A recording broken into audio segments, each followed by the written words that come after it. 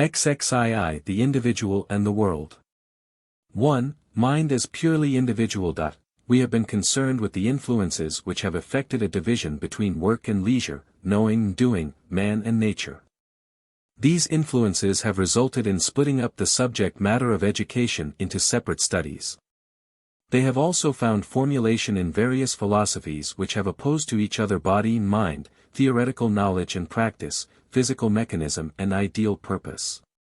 Upon the philosophical side, these various dualisms culminate in a sharp demarcation of individual minds from the world, and hence from one another. While the connection of this philosophical position with educational procedure is not so obvious as is that of the points considered in the last 3 chapters, there are certain educational considerations which correspond to it. Such as the antithesis supposed to exist between subject matter, the counterpart of the world, and method, the counterpart of mind. Such as the tendency to treat interest as something purely private, without intrinsic connection with the material studied. Aside from incidental educational bearings, it will be shown in this chapter that the dualistic philosophy of mind and the world implies an erroneous conception of the relationship between knowledge and social interests, and between individuality or freedom, and social control and authority. The identification of the mind with the individual self and of the latter with a private psychic consciousness is comparatively modern. In both the Greek and medieval periods, the rule was to regard the individual as a channel through which a universal and divine intelligence operated. The individual was in no true sense the knower. The knower was the reason which operated through him. The individual interfered at his peril, and only to the detriment of the truth. In the degree in which the individual rather than reason knew, conceit, error, and opinion were substituted for true knowledge. In Greek life, observation was acute and alert. And thinking was free almost to the point of irresponsible speculations. Accordingly, the consequences of the theory were only such as were consequent upon the lack of an experimental method. Without such a method, individuals could not engage in knowing, and be checked up by the results of the inquiries of others. Without such liability to test by others, the minds of men could not be intellectually responsible. Results were to be accepted because of their aesthetic consistency, agreeable quality, or the prestige of their authors. In the barbarian period, individuals were in a still more humble attitude to truth. Important knowledge was supposed to be divinely revealed, and nothing remained for the minds of individuals except to work it over after it had been received on authority. Aside from the more consciously philosophic aspects of these movements, it never occurs to anyone to identify mind and the personal self wherever beliefs are transmitted by custom. In the medieval period there was a religious individualism. The deepest concern of life was the salvation of the individual soul. In the later Middle Ages, this latent individualism found conscious formulation in the nominalistic philosophies, which treated the structure of knowledge as something built up within the individual through his own acts and mental states. With the rise of economic and political individualism after the 16th century, and with the development of Protestantism, the times were ripe for an emphasis upon the rights and duties of the individual in achieving knowledge for himself. This led to the view that knowledge is won wholly through personal and private experiences. As a consequence, mind, the source and possessor of knowledge, was thought of as wholly individual. Thus upon the educational side, we find educational reformers, like Montaigne, Bacon, Locke, henceforth vehemently denouncing all learning which is acquired on hearsay, and asserting that even if beliefs happen to be true, they do not constitute knowledge unless they have grown up in and been tested by personal experience. The reaction against authority in all spheres of life, and the intensity of the struggle, against great odds, for freedom of action and inquiry, led to such an emphasis upon personal observations and ideas as in effect to isolate mind, and set it apart from the world to be known. This isolation is reflected in the great development of that branch of philosophy known as epistemology, the theory of knowledge. The identification of mind with the self, and the setting up of the self as something independent and self-sufficient, created such a gulf between the knowing mind and the world that it became a question how knowledge was possible at all. Given a subject, the knower, and an object, the thing to be known, wholly separate from one another, it is necessary to frame a theory to explain how they get into connection with each other so that valid knowledge may result. This problem, with the allied one of the possibility of the world acting upon the mind and the mind acting upon the world, became almost the exclusive preoccupation of philosophic thought. The theories that we cannot know the world as it really is but only the impressions made upon the mind, or that there is no world beyond the individual mind, or that knowledge is only a certain association of the mind's own states, were products of this preoccupation. We are not directly concerned with their truth, but the fact that such desperate solutions were widely accepted is evidence of the extent to which mind had been set over the world of realities. The increasing use of the term consciousness as an equivalent for mind, in the supposition that there is an inner world of conscious states and processes, independent of any relationship to nature and society. An inner world more truly and immediately known than anything else, is evidence of the same fact. In short, practical individualism, or struggle for greater freedom of thought and action, was translated into philosophic subjectivism. 2. Individual mind as the agent of reorganization. It should be obvious that this philosophic movement misconceived the significance of the practical movement. Instead of being its transcript, it was a perversion. Men were not actually engaged in the absurdity of striving to be free from connection with nature and one another. They were striving for greater freedom in nature and society. They wanted greater power to initiate changes in the world of things and fellow beings, greater scope of movement and consequently greater freedom in observations and ideas implied in movement. They wanted not isolation from the world, but a more intimate connection with it. They wanted to form their beliefs about it at first hand, instead of through tradition. They wanted closer union with their fellows so that they might influence one another more effectively and might combine their respective actions for mutual aims. So far as their beliefs were concerned, they felt that a great deal which passed for knowledge was merely the accumulated opinions of the past, much of it absurd and its correct portions not understood when accepted on authority. Men must observe for themselves, and form their own theories and personally test them. Such a method was the only alternative to the imposition of dogma as truth, a procedure which reduced mind to the formal act of acquiescing in truth. Such is the meaning of what is sometimes called the substitution of inductive experimental methods of knowing for deductive.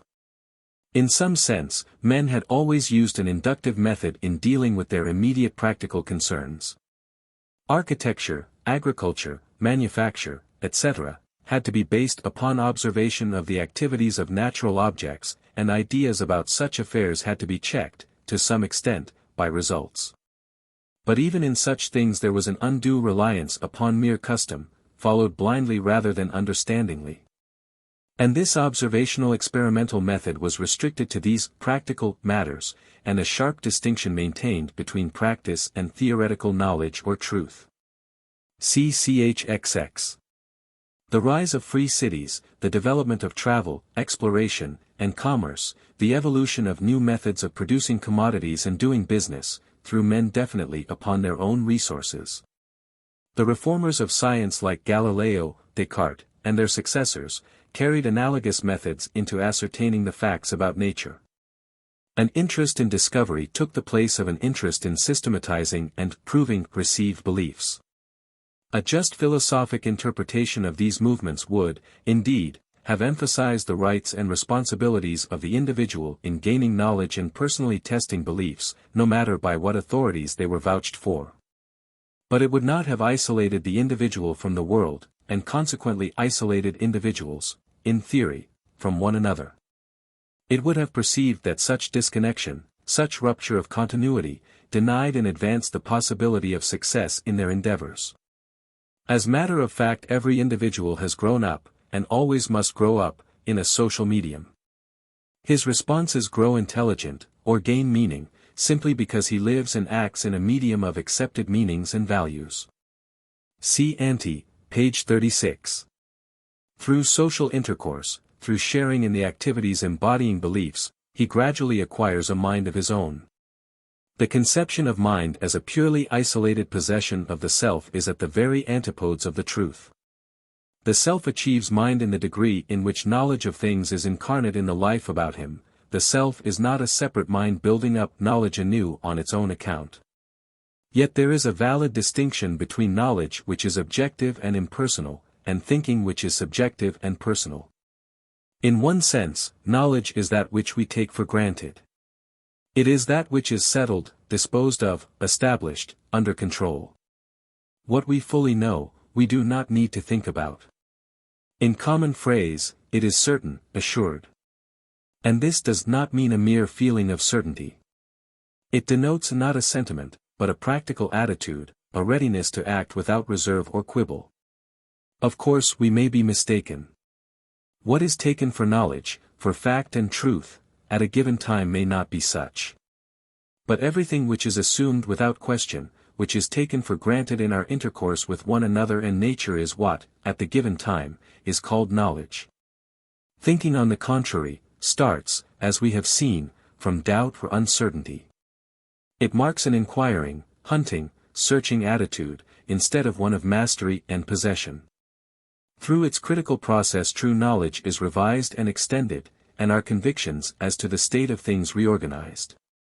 Clearly the last few centuries have been typically a period of revision and reorganization of beliefs.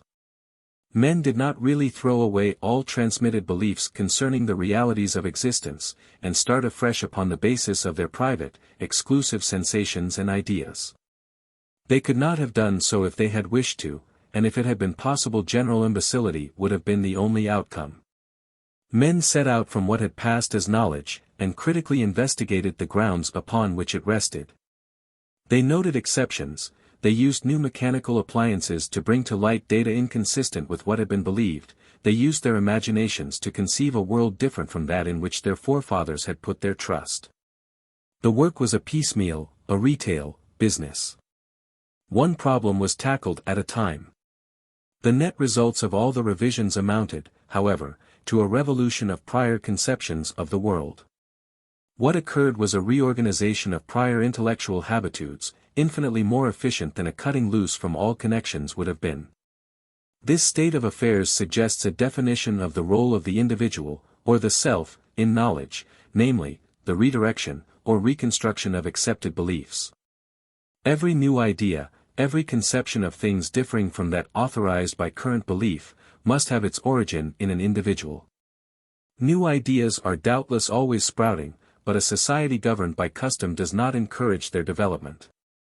On the contrary, it tends to suppress them, just because they are deviations from what is current. The man who looks at things differently from others is in such a community a suspect character, for him to persist is generally fatal. Even when social censorship of beliefs is not so strict, social conditions may fail to provide the appliances which are requisite if new ideas are to be adequately elaborated. Or they may fail to provide any material support and reward to those who entertain them. Hence they remain mere fancies, romantic castles in the air, or aimless speculations. The freedom of observation and imagination involved in the modern scientific revolution were not easily secured, they had to be fought for, many suffered for their intellectual independence. But, upon the whole, modern European society first permitted, and then, in some fields at least, deliberately encouraged the individual reactions which deviate from what custom prescribes. Discovery, research, inquiry in new lines, inventions, finally came to be either the social fashion, or in some degree tolerable. However, as we have already noted, philosophic theories of knowledge were not content to conceive mind in the individual as the pivot upon which reconstruction of beliefs turned, thus maintaining the continuity of the individual with the world of nature and fellow men. They regarded the individual mind as a separate entity, complete in each person, and isolated from nature and hence from other minds. Thus a legitimate intellectual individualism, the attitude of critical revision of former beliefs which is indispensable to progress, was explicitly formulated as a moral and social individualism. When the activities of mind set out from customary beliefs and strive to effect transformations of them which will in turn win general conviction, there is no opposition between the individual and the social. The intellectual variations of the individual in observation, imagination, judgment, and invention are simply the agencies of social progress, just as conformity to habit is the agency of social conservation. But when knowledge is regarded as originating and developing within an individual, the ties which bind the mental life of one to that of his fellows are ignored and denied.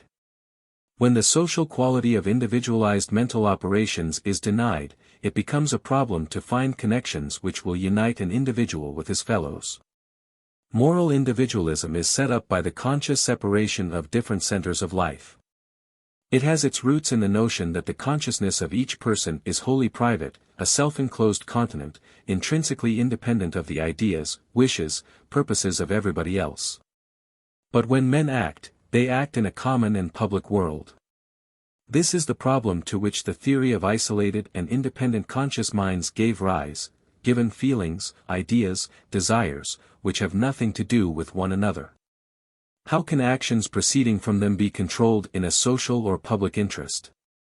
Given an egoistic consciousness, how can action which has regard for others take place? Moral philosophies which have started from such premises have developed four typical ways of dealing with the question.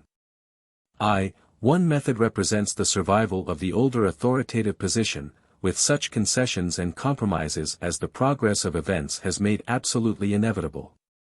The deviations and departures characterizing an individual are still looked upon with suspicion. In principle they are evidences of the disturbances, revolts, and corruptions inhering in an individual apart from external authoritative guidance. In fact, as distinct from principle, intellectual individualism is tolerated in certain technical regions, in subjects like mathematics and physics and astronomy, and in the technical inventions resulting therefrom. But the applicability of a similar method to morals, social, legal, and political matters, is denied. In such matters, dogma is still to be supreme. Certain eternal truths made known by revelation, intuition, or the wisdom of our forefathers set unpassable limits to individual observation and speculation. The evils from which society suffers are set down to the efforts of misguided individuals to transgress these boundaries. Between the physical and the moral sciences, lie intermediate sciences of life, where the territory is only grudgingly yielded to freedom of inquiry under the pressure of accomplished fact. Although past history has demonstrated that the possibilities of human good are widened and made more secure by trusting to a responsibility built up within the very process of inquiry. The authority theory sets apart a sacred domain of truth which must be protected from the inroads of variation of beliefs. Educationally, emphasis may not be put on eternal truth, but it is put on the authority of book and teacher, and individual variation is discouraged. 2. Another method is sometimes termed rationalism or abstract intellectualism. A formal logical faculty is set up in distinction from tradition and history and all concrete subject matter. This faculty of reason is endowed with power to influence conduct directly.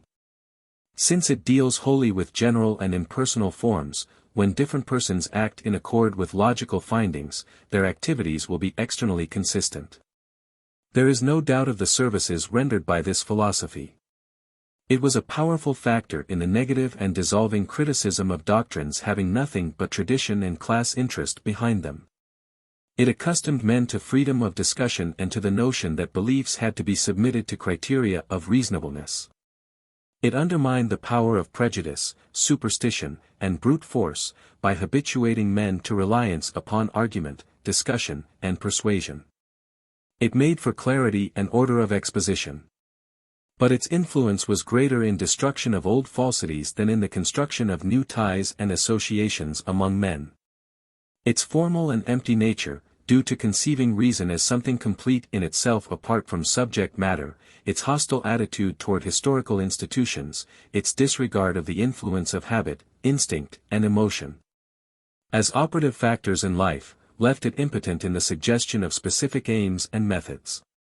Bare logic, however important in arranging and criticizing existing subject matter, cannot spin new subject matter out of itself.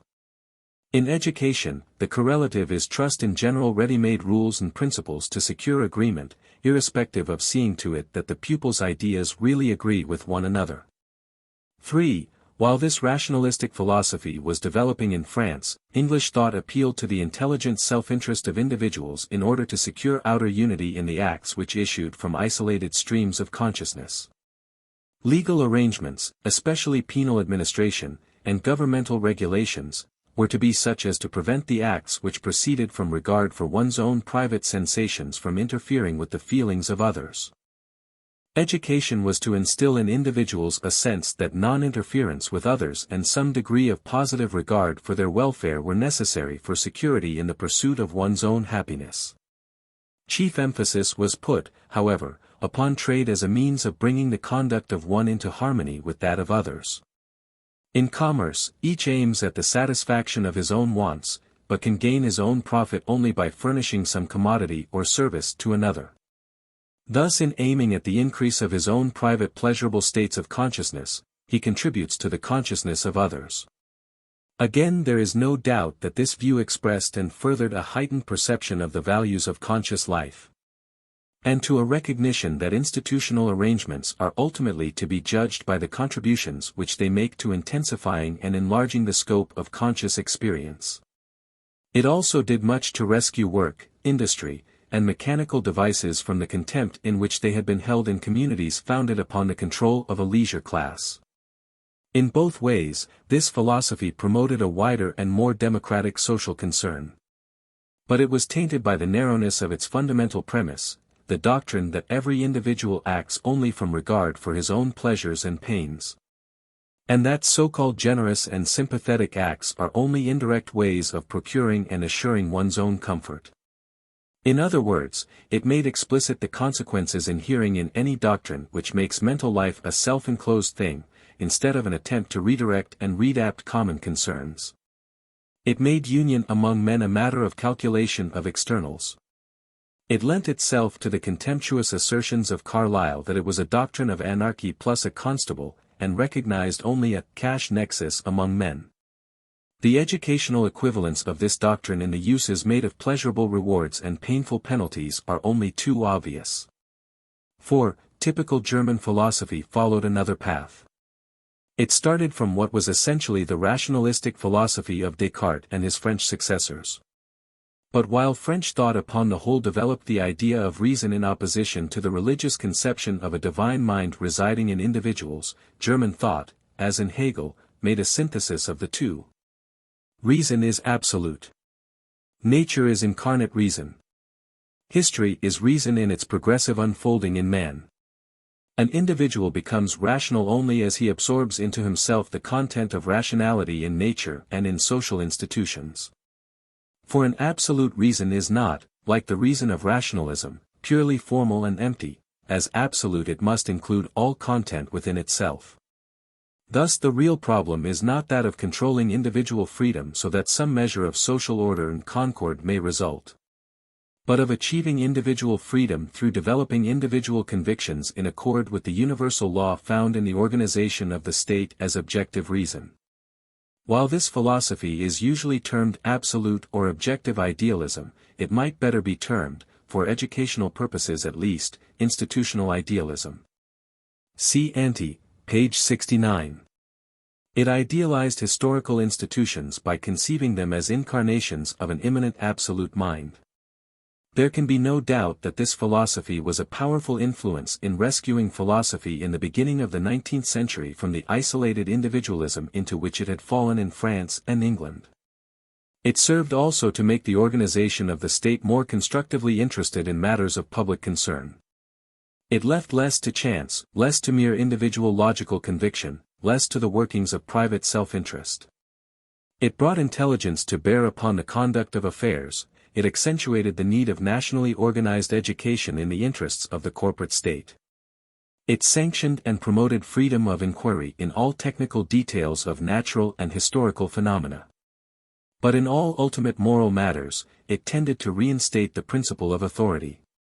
It made for efficiency of organization more than did any of the types of philosophy previously mentioned, but it made no provision for free experimental modification of this organization. Political democracy, with its belief in the right of individual desire and purpose to take part in readapting even the fundamental constitution of society, was foreign to it. 3. Educational equivalence. It is not necessary to consider in detail the educational counterparts of the various defects found in these various types of philosophy. It suffices to say that in general the school has been the institution which exhibited with greatest clearness the assumed antithesis between purely individualistic methods of learning and social action, and between freedom and social control. The antithesis is reflected in the absence of a social atmosphere and motive for learning, and the consequent separation, in the conduct of the school, between method of instruction and methods of government. And in the slight opportunity afforded individual variations. When learning is a phase of active undertakings which involve mutual exchange, social control enters into the very process of learning.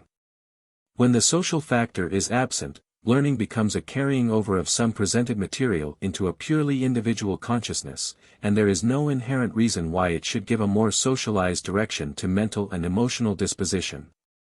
There is tendency on the part of both the upholders and the opponents of freedom in school to identify it with absence of social direction, or, sometimes, with merely physical unconstraint of movement.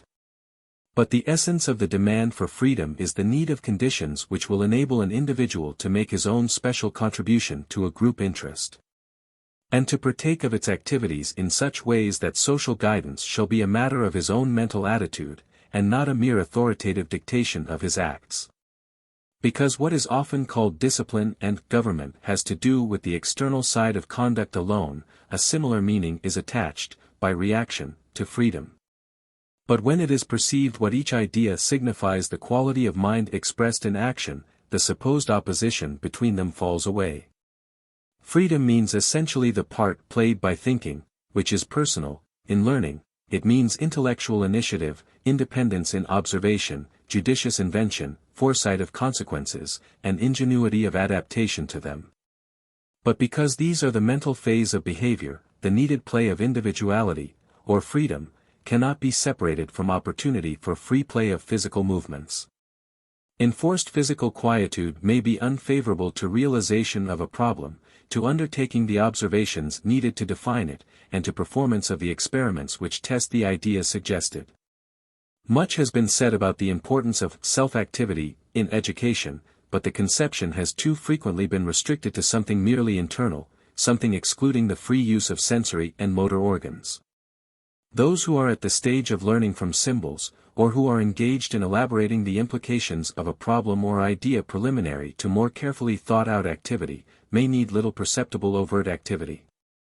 But the whole cycle of self-activity demands an opportunity for investigation and experimentation, for trying out one's ideas upon things, discovering what can be done with materials and appliances. And this is incompatible with closely restricted physical activity. Individual activity has sometimes been taken as meaning leaving a pupil to work by himself or alone. Relief from need of attending to what anyone else is doing is truly required to secure calm and concentration. Children, like grown persons, require a judicious amount of being let alone. But the time, place, and amount of such separate work is a matter of detail, not of principle. There is no inherent opposition between working with others and working as an individual. On the contrary, certain capacities of an individual are not brought out except under the stimulus of associating with others. That a child must work alone and not engage in group activities in order to be free and let his individuality develop, is a notion which measures individuality by spatial distance and makes a physical thing of it. Individuality as a factor to be respected in education has a double meaning. In the first place, one is mentally an individual only as he has his own purpose and problem, and does his own thinking. The phrase, think for oneself, is a pleonasm.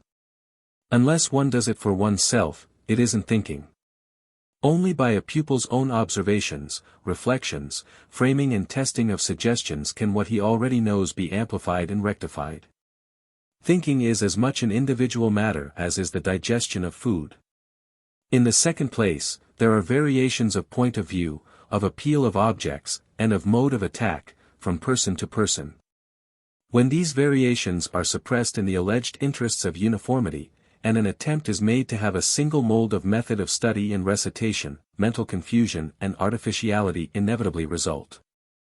Originality is gradually destroyed, confidence in one's own quality of mental operation is undermined, and a docile subjection to the opinion of others is inculcated, or else ideas run wild. The harm is greater now than when the whole community was governed by customary beliefs, because the contrast between methods of learning in school and those relied upon outside the school is greater. That systematic advance in scientific discovery began when individuals were allowed, and then encouraged, to utilize their own peculiarities of response to subject matter, no one will deny. If it is said in objection, that pupils in school are not capable of any such originality, and hence must be confined to appropriating and reproducing things already known by the better informed, the reply is twofold. We are concerned with originality of attitude which is equivalent to the unforced response of one's own individuality, not with originality as measured by product. No one expects the young to make original discoveries of just the same facts and principles as are embodied in the sciences of nature and man. But it is not unreasonable to expect that learning may take place under such conditions that from the standpoint of the learner there is genuine discovery. While immature students will not make discoveries from the standpoint of advanced students, they make them from their own standpoint, whenever there is genuine learning. 2. In the normal process of becoming acquainted with subject matter already known to others, even young pupils react in unexpected ways. There is something fresh, something not capable of being fully anticipated by even the most experienced teacher, in the ways they go at the topic, and in the particular ways in which things strike them. Too often all this is brushed aside as irrelevant. Pupils are deliberately held to rehearsing material in the exact form in which the older person conceives it. The result is that what is instinctively original in individuality, that which marks off one from another, goes unused and undirected. Teaching then ceases to be an educative process for the teacher. At most he learns simply to improve his existing technique, he does not get new points of view, he fails to experience any intellectual companionship. Hence both teaching and learning tend to become conventional and mechanical with all the nervous strain on both sides therein implied. As maturity increases and as the student has a greater background of familiarity upon which a new topic is projected, the scope of more or less random physical experimentation is reduced. Activity is defined or specialized in certain channels. To the eyes of others, the student may be in a position of complete physical quietude, because his energies are confined to nerve channels and to the connected apparatus of the eyes and vocal organs. But because this attitude is evidence of intense mental concentration on the part of the trained person, it does not follow that it should be set up as a model for students who still have to find their intellectual way about. And even with the adult, it does not cover the whole circuit of mental energy. It marks an intermediate period, capable of being lengthened with increased mastery of a subject, but always coming between an earlier period of more general and conspicuous organic action and a later time of putting to use what has been apprehended. When, however, education takes cognizance of the union of mind and body in acquiring knowledge, we are not obliged to insist upon the need of obvious, or external, freedom. It is enough to identify the freedom which is involved in teaching and studying with the thinking by which what a person already knows and believes is enlarged and refined. If attention is centered upon the conditions which have to be met in order to secure a situation favorable to effective thinking, freedom will take care of itself. The individual who has a question which being really a question to him instigates his curiosity, which feeds his eagerness for information that will help him cope with it, and who has at command an equipment which will permit these interests to take effect, is intellectually free. Whatever initiative and imaginative vision he possesses will be called into play and control his impulses and habits. His own purposes will direct his actions. Otherwise, his seeming attention, his docility, his memorizings and reproductions, will partake of intellectual servility. Such a condition of intellectual subjection is needed for fitting the masses into a society where the many are not expected to have aims or ideas of their own, but to take orders from the few set in authority. It is not adapted to a society which intends to be democratic. Summary. True individualism is a product of the relaxation of the grip of the authority of custom and traditions as standards of belief. Aside from sporadic instances, like the height of Greek thought, it is a comparatively modern manifestation. Not but that there have always been individual diversities, but that a society dominated by conservative custom represses them or at least does not utilize them and promote them. For various reasons, however, the new individualism was interpreted philosophically not as meaning development of agencies for revising and transforming previously accepted beliefs, but as an assertion that each individual's mind was complete in isolation from everything else. In the theoretical phase of philosophy, this produced the epistemological problem, the question as to the possibility of any cognitive relationship of the individual to the world. In its practical phase, it generated the problem of the possibility of a purely individual consciousness acting on behalf of general or social interests, the problem of social direction. While the philosophies which have been elaborated to deal with these questions have not affected education directly, the assumptions underlying them have found expression in the separation frequently made between study and government and between freedom of individuality and control by others. Regarding freedom, the important thing to bear in mind is that it designates a mental attitude rather than external unconstraint of movements, but that this quality of mind cannot develop without a fair leeway of movements in exploration, experimentation, application, etc. A society based on custom will utilize individual variations only up to a limit of conformity with usage. Uniformity is the chief ideal within each class. A progressive society counts individual variations as precious since it finds in them the means of its own growth. Hence a democratic society must, in consistency with its ideal, allow for intellectual freedom and the play of diverse gifts and interests in its educational measures. XXII. Vocational aspects of education. 1. The meaning of vocation. At the present time the conflict of philosophic theories focuses in discussion of the proper place and function of vocational factors in education.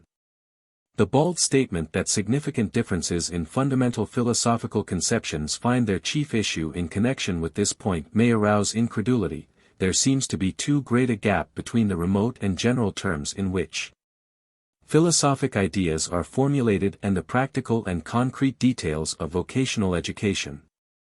But a mental review of the intellectual presuppositions underlying the oppositions in education of labor and leisure, theory and practice, body and mind, mental states and the world, will show that they culminate in the antithesis of vocational and cultural education.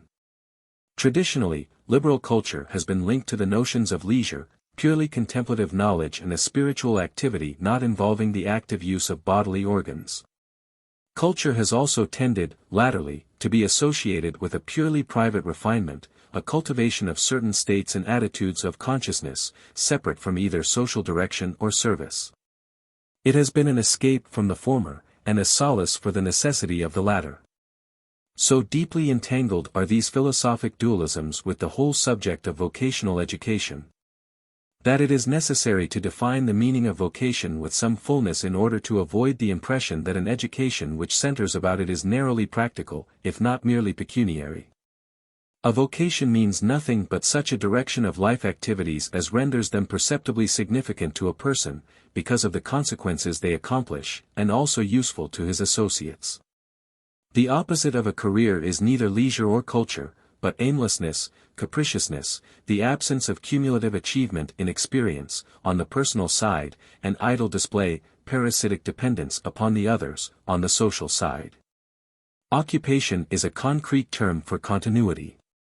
It includes the development of artistic capacity of any kind, of special scientific ability, of effective citizenship, as well as professional and business occupations, to say nothing of mechanical labor or engagement in gainful pursuits.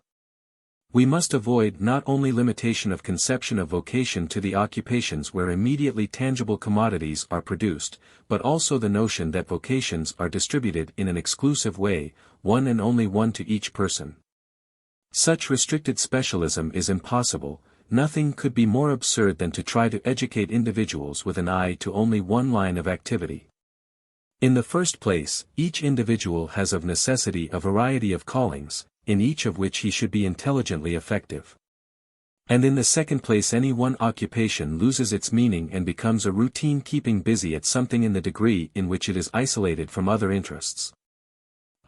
No one is just an artist and nothing else, and in so far as one approximates that condition, he is so much the less developed human being, he is a kind of monstrosity. He must, at some period of his life, be a member of a family. He must have friends and companions, he must either support himself or be supported by others, and thus he has a business career. He is a member of some organized political unit, and so on. We naturally name his vocation from that one of the callings which distinguishes him, rather than from those which he has in common with all others. But we should not allow ourselves to be so subject to words as to ignore and virtually deny his other callings when it comes to a consideration of the vocational phases of education. 2.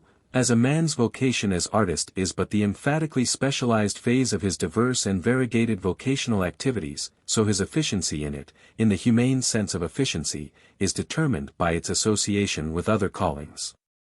A person must have experience, he must live, if his artistry is to be more than a technical accomplishment. He cannot find the subject matter of his artistic activity within his art.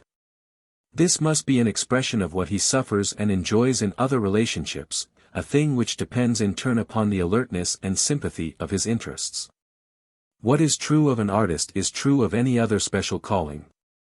There is doubtless, in general accord with the principle of habit, a tendency for every distinctive vocation to become too dominant, too exclusive and absorbing in its specialized aspect. This means emphasis upon skill or technical method at the expense of meaning. Hence it is not the business of education to foster this tendency, but rather to safeguard against it, so that the scientific inquirer shall not be merely the scientist, the teacher merely the pedagogue, the clergyman merely one who wears the cloth. And so on. 2. The place of vocational aims in education. Bearing in mind the varied and connected content of the vocation, and the broad background upon which a particular calling is projected, we shall now consider education for the more distinctive activity of an individual.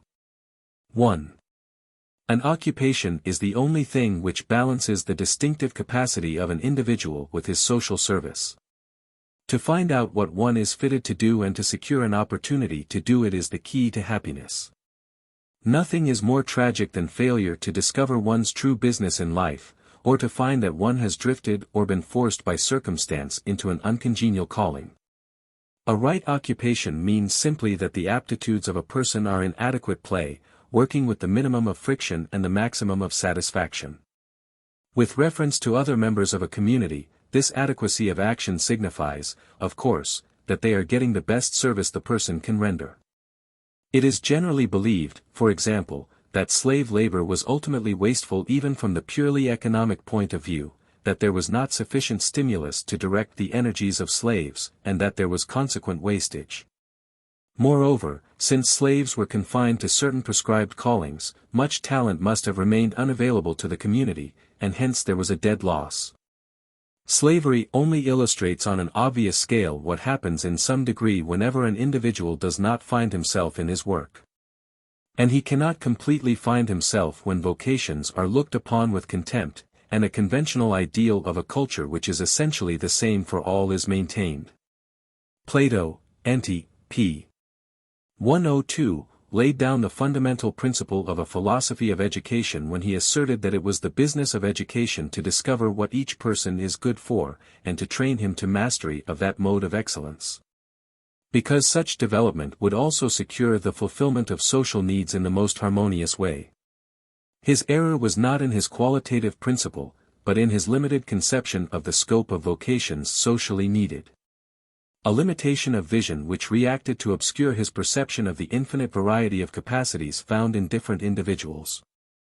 2. An occupation is a continuous activity having a purpose. Education through occupations consequently combines within itself more of the factors conducive to learning than any other method.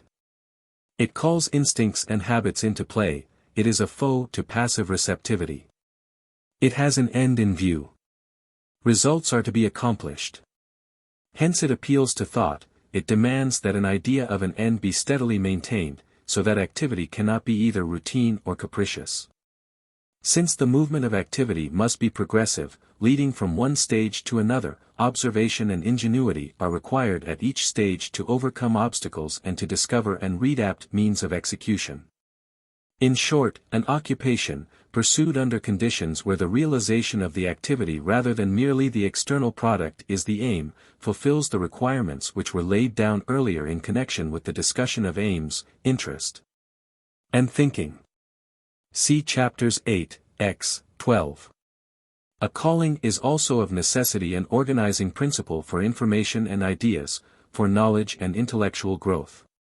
It provides an axis which runs through an immense diversity of detail. It causes different experiences, facts, items of information to fall into order with one another. The lawyer, the physician, the laboratory investigator in some branch of chemistry, the parent, the citizen interested in his own locality, has a constant working stimulus to note and relate whatever has to do with his concern. He unconsciously, from the motivation of his occupation, reaches out for all relevant information, and holds to it.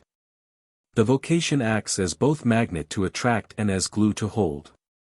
Such organization of knowledge is vital, because it has reference to needs, it is so expressed and readjusted in action that it never becomes stagnant. No classification, no selection and arrangement of facts, which is consciously worked out for purely abstract ends, can ever compare in solidity or effectiveness with that knit under the stress of an occupation. In comparison the former sort is formal, superficial, and cold. 3. The only adequate training for occupations is training through occupations. The principle stated early in this book, see chapter 6, that the educative process is its own end, and that the only sufficient preparation for later responsibilities comes by making the most of immediately present life, applies in full force to the vocational phases of education. The dominant vocation of all human beings at all times is living, intellectual and moral growth. In childhood and youth, with their relative freedom from economic stress, this fact is naked and unconcealed. To predetermine some future occupation for which education is to be a strict preparation is to injure the possibilities of present development and thereby to reduce the adequacy of preparation for a future right employment. To repeat the principle we have had occasion to appeal to so often, such training may develop a machine-like skill in routine lines, it is far from being sure to do so, since it may develop distaste, aversion, and carelessness. But it will be at the expense of those qualities of alert observation and coherent and ingenious planning which make an occupation intellectually rewarding. In an autocratically managed society, it is often a conscious object to prevent the development of freedom and responsibility. A few do the planning and ordering, the others follow directions and are deliberately confined to narrow and prescribed channels of endeavor. However much such a scheme may inure to the prestige and profit of a class, it is evident that it limits the development of the subject class, hardens and confines the opportunities for learning through experience of the master class, and in both ways hampers the life of the society as a whole. See ante-page 304. The only alternative is that all the earlier preparation for vocations be indirect rather than direct, namely, through engaging in those active occupations which are indicated by the needs and interests of the pupil at the time. Only in this way can there be on the part of the educator and of the one educated a genuine discovery of personal aptitudes so that the proper choice of a specialized pursuit in later life may be indicated. Moreover, the discovery of capacity and aptitude will be a constant process as long as growth continues. It is a conventional and arbitrary view which assumes that discovery of the work to be chosen for adult life is made once for all at some particular date. One has discovered in himself, say, an interest, intellectual and social, in the things which have to do with engineering and has decided to make that his calling. At most, this only blocks out in outline the field in which further growth is to be directed. It is a sort of rough sketch map for use in direction of further activities. It is the discovery of a profession in the sense in which Columbus discovered America when he touched its shores. Future explorations of an indefinitely more detailed and extensive sort remain to be made. When educators conceive vocational guidance as something which leads up to a definitive, irretrievable, and complete choice, both education and the chosen vocation are likely to be rigid, hampering further growth.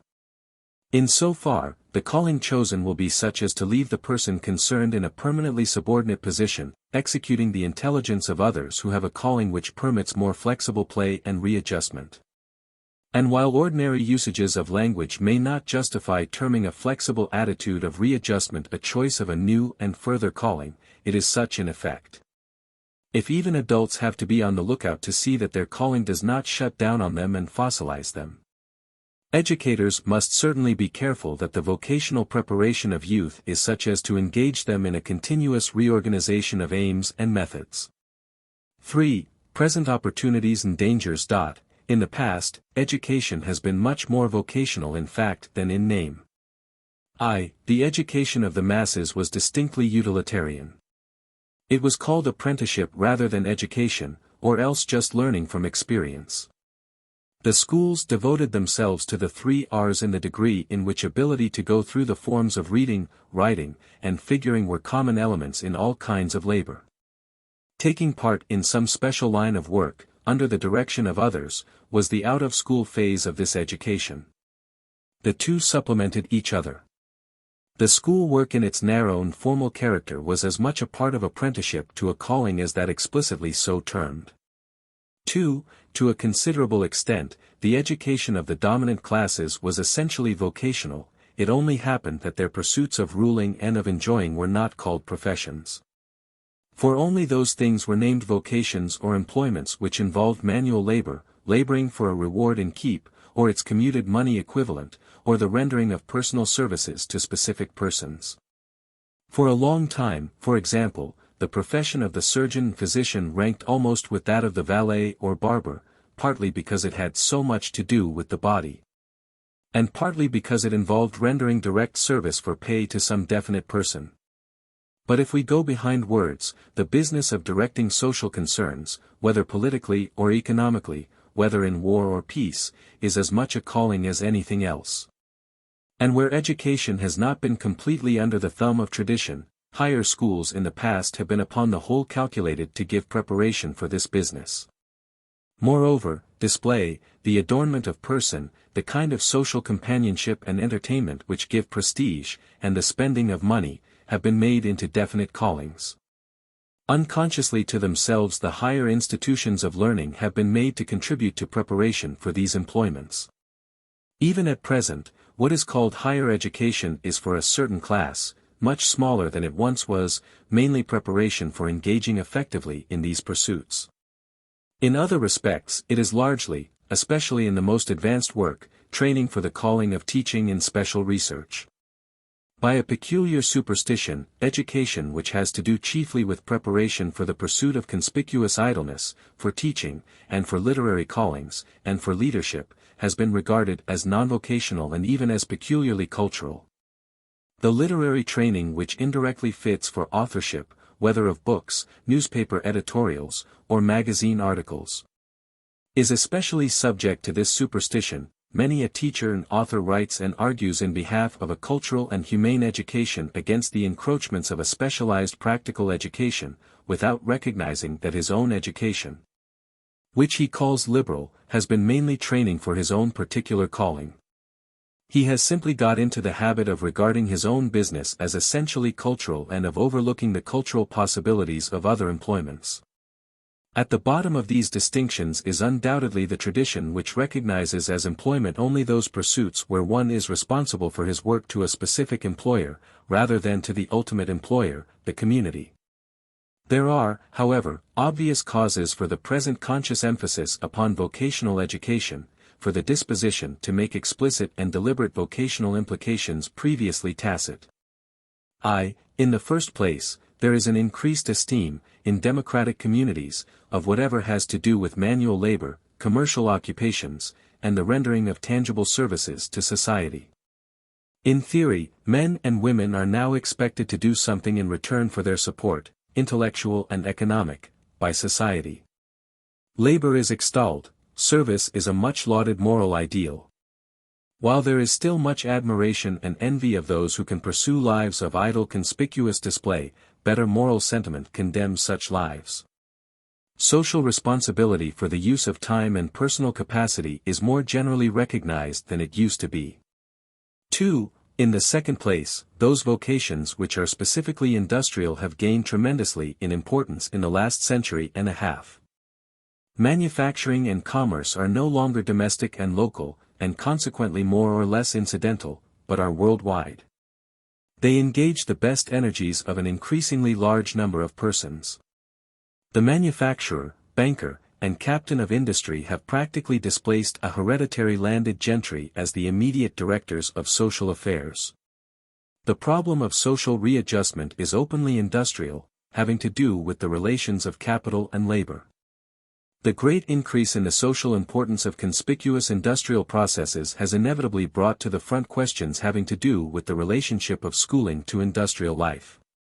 No such vast social readjustment could occur without offering a challenge to an education inherited from different social conditions, and without putting up to education new problems. 3. In the third place, there is the fact already repeatedly mentioned: industry has ceased to be essentially an empirical, rule-of-thumb procedure, handed down by custom. Its technique is now technological, that is to say, based upon machinery resulting from discoveries in mathematics, physics, chemistry, bacteriology, etc. The economic revolution has stimulated science by setting problems for solution, by producing greater intellectual respect for mechanical appliances. And industry received back payment from science with compound interest. As a consequence, industrial occupations have infinitely greater intellectual content and infinitely larger cultural possibilities than they used to possess. The demand for such education as will acquaint workers with the scientific and social bases and bearings of their pursuits becomes imperative, since those who are without it inevitably sink to the role of appendages to the machines they operate. Under the old regime, all workers in a craft were approximately equals in their knowledge and outlook. Personal knowledge and ingenuity were developed within at least a narrow range, because work was done with tools under the direct command of the worker. Now the operator has to adjust himself to his machine, instead of his tool to his own purposes. While the intellectual possibilities of industry have multiplied, industrial conditions tend to make industry, for great masses, less of an educative resource than it was in the days of hand production for local markets.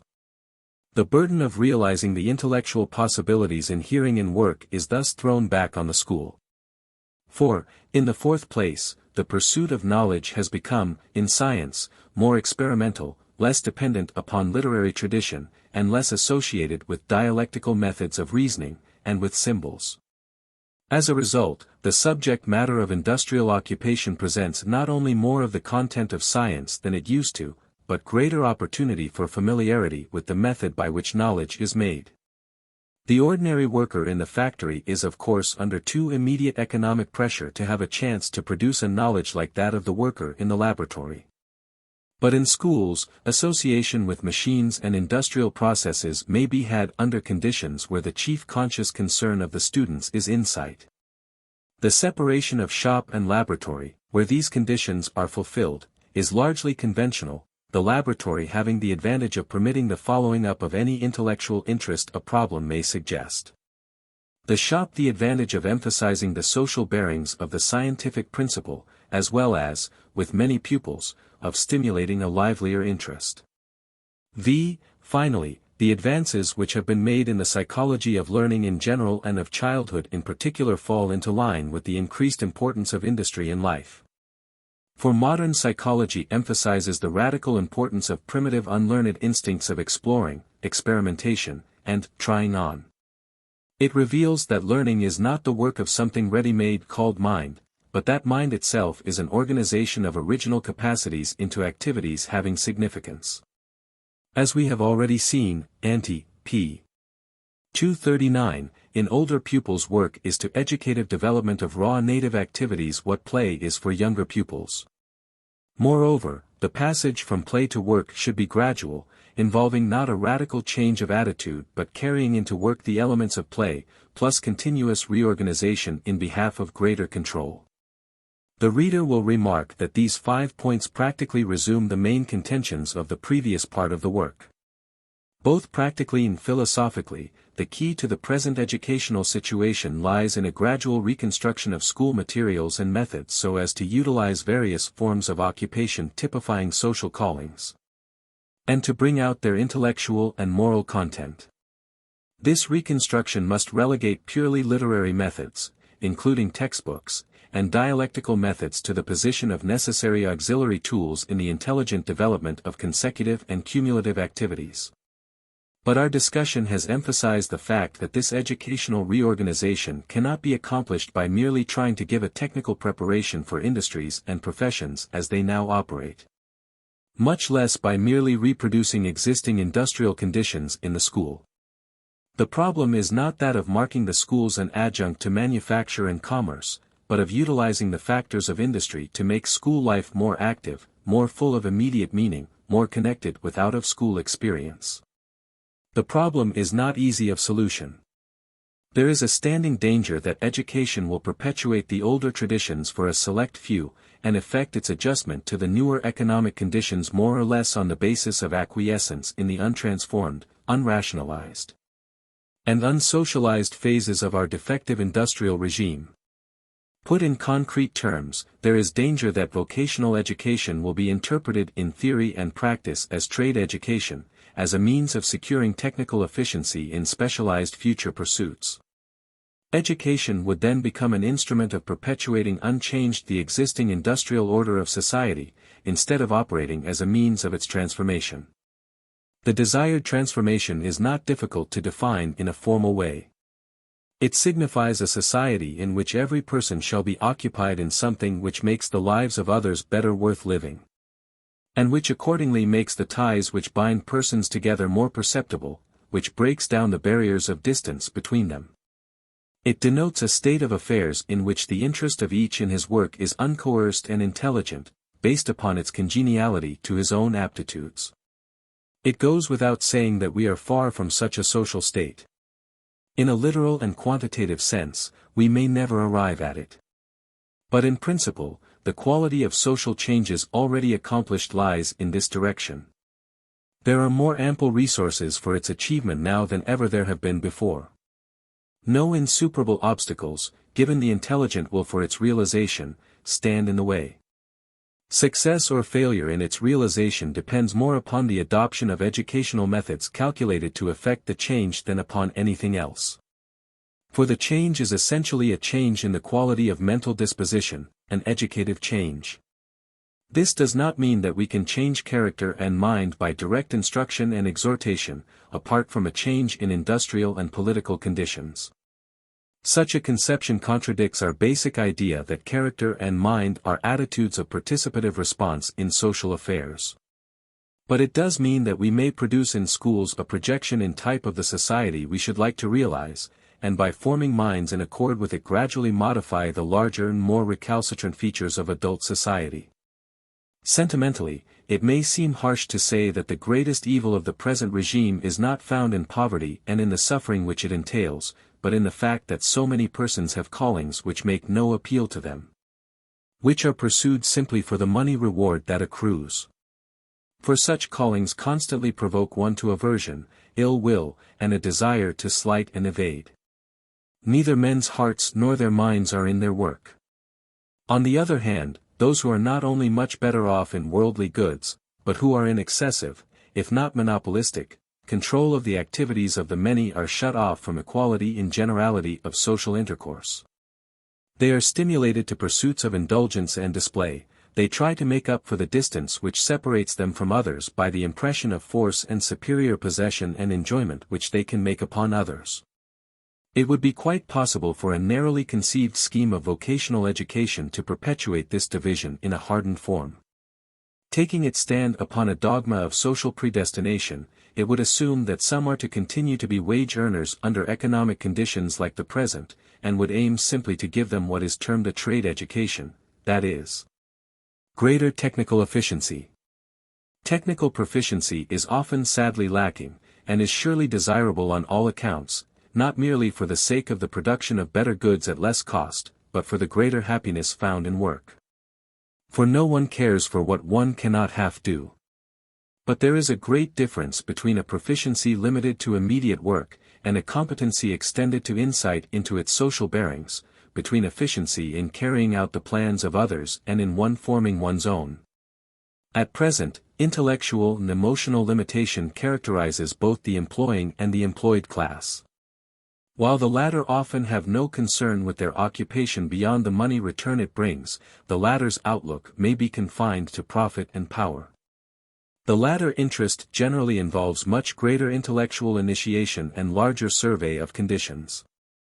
For it involves the direction and combination of a large number of diverse factors, while the interest in wages is restricted to certain direct muscular movements. But nonetheless there is a limitation of intelligence to technical and non-humane, non-liberal channels, so far as the work does not take in its social bearings. And when the animating motive is desire for private profit or personal power, this limitation is inevitable. In fact, the advantage in immediate social sympathy and humane disposition often lies with the economically unfortunate, who have not experienced the hardening effects of a one-sided control of the affairs of others.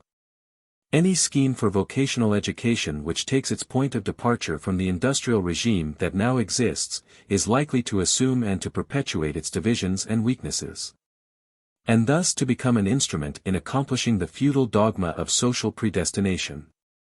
Those who are in a position to make their wishes good, will demand a liberal, a cultural occupation, and one which fits for directive power the youth in whom they are directly interested.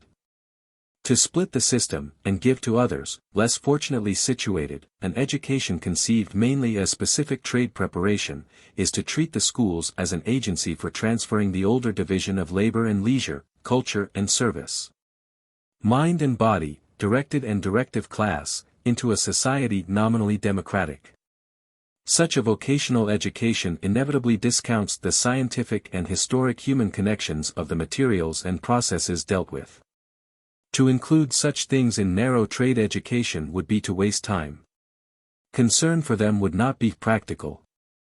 They are reserved for those who have leisure at command, the leisure due to superior economic resources. Such things might even be dangerous to the interests of the controlling class, arousing discontent or ambitions, beyond the station, of those working under the direction of others. But an education which acknowledges the full intellectual and social meaning of a vocation would include instruction in the historic background of present conditions, training in science to give intelligence and initiative in dealing with material and agencies of production, and study of economics, civics, and politics, to bring the future worker into touch with the problems of the day and the various methods proposed for its improvement. Above all, it would train power of readaptation to changing conditions so that future workers would not become blindly subject to a fate imposed upon them. This ideal has to contend not only with the inertia of existing educational traditions, but also with the opposition of those who are entrenched in command of the industrial machinery, and who realize that such an educational system if made general would threaten their ability to use others for their own ends. But this very fact is the presage of a more equitable and enlightened social order, for it gives evidence of the dependence of social reorganization upon educational reconstruction. It is accordingly an encouragement to those believing in a better order to undertake the promotion of a vocational education which does not subject youth to the demands and standards of the present system, but which utilizes its scientific and social factors to develop a courageous intelligence, and to make intelligence practical and executive. Summary. A vocation signifies any form of continuous activity which renders service to others and engages personal powers in behalf of the accomplishment of results. The question of the relation of vocation to education brings to a focus the various problems previously discussed regarding the connection of thought with bodily activity, of individual conscious development with associated life, of theoretical culture with practical behavior having definite results, of making a livelihood with the worthy enjoyment of leisure. In general, the opposition to recognition of the vocational phases of life in education, except for the utilitarian 3 R's in elementary schooling, accompanies the conservation of aristocratic ideals of the past. But, at the present juncture, there is a movement in behalf of something called vocational training which, if carried into effect, would harden these ideas into a form adapted to the existing industrial regime. This movement would continue the traditional liberal or cultural education for the few economically able to enjoy it, and would give to the masses a narrow technical trade education for specialized callings, carried on under the control of others. This scheme denotes, of course, simply a perpetuation of the older social division, with its counterpart intellectual and moral dualisms. But it means its continuation under conditions where it has much less justification for existence. For industrial life is now so dependent upon science and so intimately affects all forms of social intercourse, that there is an opportunity to utilize it for development of mind and character. Moreover, a right educational use of it would react upon intelligence and interest so as to modify, in connection with legislation and administration, the socially obnoxious features of the present industrial and commercial order. It would turn the increasing fund of social sympathy to constructive account, instead of leaving it a somewhat blind philanthropic sentiment. It would give those who engage in industrial callings desire and ability to share in social control, and ability to become masters of their industrial fate. It would enable them to saturate with meaning the technical and mechanical features which are so marked a feature of our machine system of production and distribution. So much for those who now have the poorer economic opportunities. With the representatives of the more privileged portion of the community, it would increase sympathy for labor, create a disposition of mind which can discover the culturing elements in useful activity, and increase a sense of social responsibility. The crucial position of the question of vocational education at present is due, in other words, to the fact that it concentrates in a specific issue two fundamental questions: whether intelligence is best exercised apart from or within activity which puts nature to human use, and whether individual culture is best secured under egoistic or social conditions. No discussion of details is undertaken in this chapter, because this conclusion but summarizes the discussion of the previous chapters, 15 to XXII, inclusive. XXIV. Philosophy of Education. 1. A critical review. Although we are dealing with the philosophy of education, no definition of philosophy has yet been given, nor has there been an explicit consideration of the nature of a philosophy of education. This topic is now introduced by a summary account of the logical order implied in the previous discussions, for the purpose of bringing out the philosophic issues involved. Afterwards we shall undertake a brief discussion, in more specifically philosophical terms, of the theories of knowledge and of morals implied in different educational ideals as they operate in practice. The prior chapters fall logically into three parts. The first chapters deal with education as a social need and function. Their purpose is to outline the general features of education as the process by which social groups maintain their continuous existence.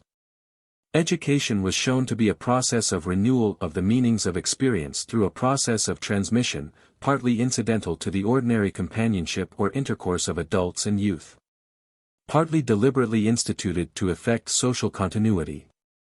This process was seen to involve control and growth of both the immature individual and the group in which he lives. This consideration was formal in that it took no specific account of the quality of the social group concerned, the kind of society aiming at its own perpetuation through education. The general discussion was then specified by application to social groups which are intentionally progressive, and which aim at a greater variety of mutually shared interests in distinction from those which aim simply at the preservation of established customs. Such societies were found to be democratic in quality, because of the greater freedom allowed the constituent members, and the conscious need of securing in individuals a consciously socialized interest. Instead of trusting mainly to the force of customs operating under the control of a superior class.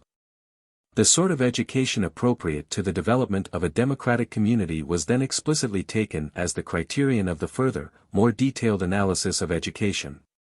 2. This analysis, based upon the democratic criterion, was seen to imply the ideal of a continuous reconstruction or reorganizing of experience, of such a nature as to increase its recognized meaning or social content, and as to increase the capacity of individuals to act as directive guardians of this reorganization. See chapters 6 to 7. This distinction was then used to outline the respective characters of subject matter and method. It also defined their unity, since method in study and learning upon this basis is just the consciously directed movement of reorganization of the subject matter of experience. From this point of view the main principles of method and subject matter of learning were developed, chapters 13 to 14. 3. Save for incidental criticisms designed to illustrate principles by force of contrast, this phase of the discussion took for granted the democratic criterion and its application in present social life. In the subsequent chapters, 18 to 23, we considered the present limitations of its actual realization. They were found to spring from the notion that experience consists of a variety of segregated domains, or interests, each having its own independent value, material, and method, each checking every other, and when each is kept properly bounded by the others, forming a kind of balance of powers in education. We then proceeded to an analysis of the various assumptions underlying this segregation. On the practical side, they were found to have their cause in the divisions of society into more or less rigidly marked-off classes and groups, in other words, in obstruction to full and flexible social interaction and intercourse.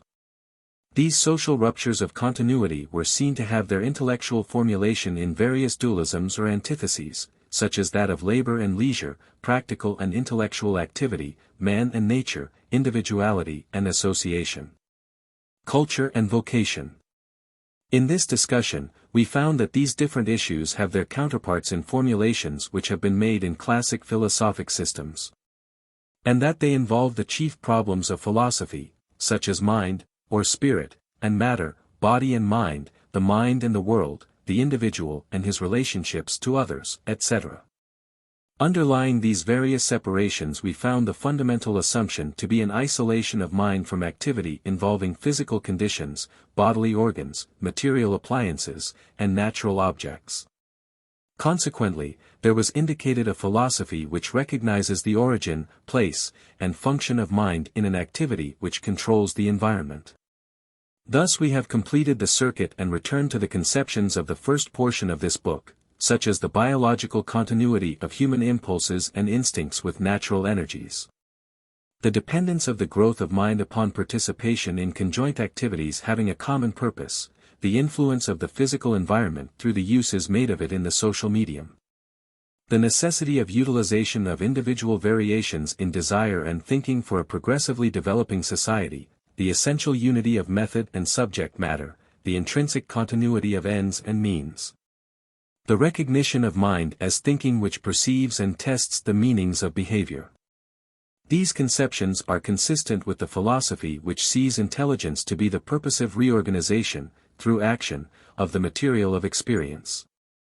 And they are inconsistent with each of the dualistic philosophies mentioned. 2. The nature of philosophy. Our further task is to extract and make explicit the idea of philosophy implicit in these considerations.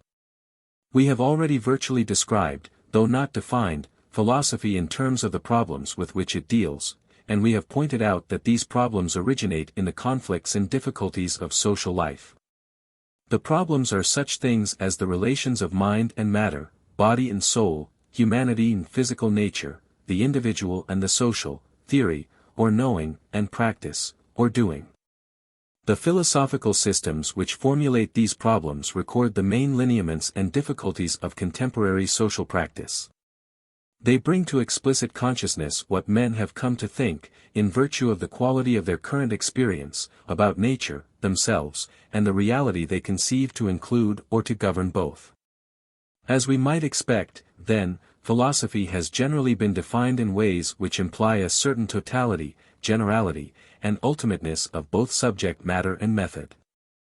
With respect to subject matter, philosophy is an attempt to comprehend, that is, to gather together the very details of the world and of life into a single inclusive whole, which shall either be a unity, or, as in the dualistic systems, shall reduce the plural details to a small number of ultimate principles.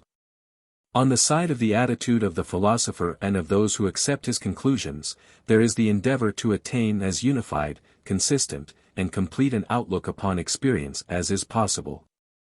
This aspect is expressed in the word philosophy, love of wisdom. Whenever philosophy has been taken seriously, it has always been assumed that it signified achieving a wisdom which would influence the conduct of life. Witness the fact that almost all ancient schools of philosophy were also organized ways of living, those who accepted their tenets being committed to certain distinctive modes of conduct.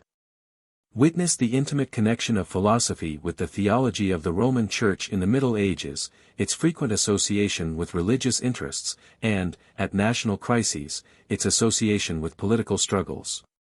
This direct and intimate connection of philosophy with an outlook upon life obviously differentiates philosophy from science.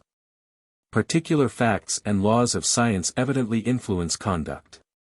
They suggest things to do and not do, and provide means of execution. When science denotes not simply a report of the particular facts discovered about the world but a general attitude toward it, as distinct from special things to do, it merges into philosophy. For an underlying disposition represents an attitude not to this and that thing nor even to the aggregate of known things, but to the considerations which govern conduct. Hence philosophy cannot be defined simply from the side of subject matter. For this reason, the definition of such conceptions as generality, totality, and ultimateness is most readily reached from the side of the disposition toward the world which they connote. In any literal and quantitative sense, these terms do not apply to the subject matter of knowledge, for completeness and finality are out of the question. The very nature of experience as an ongoing, changing process forbids. In a less rigid sense, they apply to science rather than to philosophy. For obviously it is to mathematics, physics, chemistry, biology, anthropology, history, etc. that we must go, not to philosophy, to find out the facts of the world. It is for the sciences to say what generalizations are tenable about the world and what they specifically are. But when we ask what sort of permanent disposition of action toward the world the scientific disclosures exact of us, we are raising a philosophic question. From this point of view, totality does not mean the hopeless task of a quantitative summation. It means rather consistency of mode of response in reference to the plurality of events which occur. Consistency does not mean literal identity. For since the same thing does not happen twice, an exact repetition of a reaction involves some maladjustment. Totality means continuity, the carrying on of a former habit of action with the readaptation necessary to keep it alive and growing. Instead of signifying a ready-made complete scheme of action, it means keeping the balance in a multitude of diverse actions, so that each borrows and gives significance to every other. Any person who is open-minded and sensitive to new perceptions, and who has concentration and responsibility in connecting them has, in so far, a philosophic disposition. One of the popular senses of philosophy is calm and endurance in the face of difficulty and loss. It is even supposed to be a power to bear pain without complaint. This meaning is a tribute to the influence of the Stoic philosophy rather than an attribute of philosophy in general. But in so far as it suggests that the wholeness characteristic of philosophy is a power to learn, or to extract meaning, from even the unpleasant vicissitudes of experience and to embody what is learned in an ability to go on learning, it is justified in any scheme. An analogous interpretation applies to the generality and ultimateness of philosophy. Taken literally, they are absurd pretensions, they indicate insanity. Finality does not mean, however, that experience is ended and exhausted, but means the disposition to penetrate to deeper levels of meaning, to go below the surface and find out the connections of any event or object, and to keep at it. In like manner the philosophic attitude is general in the sense that it is averse to taking anything as isolated, it tries to place an act in its context, which constitutes its significance. It is of assistance to connect philosophy with thinking in its distinction from knowledge. Knowledge, grounded knowledge, is science, it represents objects which have been settled, ordered, disposed of rationally. Thinking, on the other hand, is perspective in reference. It is occasioned by an unsettlement and it aims at overcoming a disturbance. Philosophy is thinking what the known demands of us, what responsive attitude it exacts. It is an idea of what is possible, not a record of accomplished fact. Hence it is hypothetical, like all thinking. It presents an assignment of something to be done, something to be tried. Its value lies not in furnishing solutions, which can be achieved only in action, but in defining difficulties and suggesting methods for dealing with them. Philosophy might almost be described as thinking which has become conscious of itself, which has generalized its place, function, and value in experience. More specifically, the demand for a total attitude arises because there is the need of integration in action of the conflicting various interests in life. Where interests are so superficial that they glide readily into one another, or where they are not sufficiently organized to come into conflict with one another, the need for philosophy is not perceptible. But when the scientific interest conflicts with, say, the religious, or the economic with the scientific or aesthetic, or when the conservative concern for order is at odds with the progressive interest in freedom, or when institutionalism clashes with individuality, there is a stimulus to discover some more comprehensive point of view from which the divergencies may be brought together, and consistency or continuity of experience recovered. Often these clashes may be settled by an individual for himself, the area of the struggle of aims is limited and a person works out his own rough accommodations. Such homespun philosophies are genuine and often adequate. But they do not result in systems of philosophy. These arise when the discrepant claims of different ideals of conduct affect the community as a whole, and the need for readjustment is general. These traits explain some things which are often brought as objections against philosophies, such as the part played in them by individual speculation, and their controversial diversity. As well as the fact that philosophy seems to be repeatedly occupied with much the same questions differently stated. Without doubt, all these things characterize historic philosophies more or less. But they are not objections to philosophy so much as they are to human nature, and even to the world in which human nature is set. If there are genuine uncertainties in life, philosophies must reflect that uncertainty. If there are different diagnoses of the cause of a difficulty, and different proposals for dealing with it.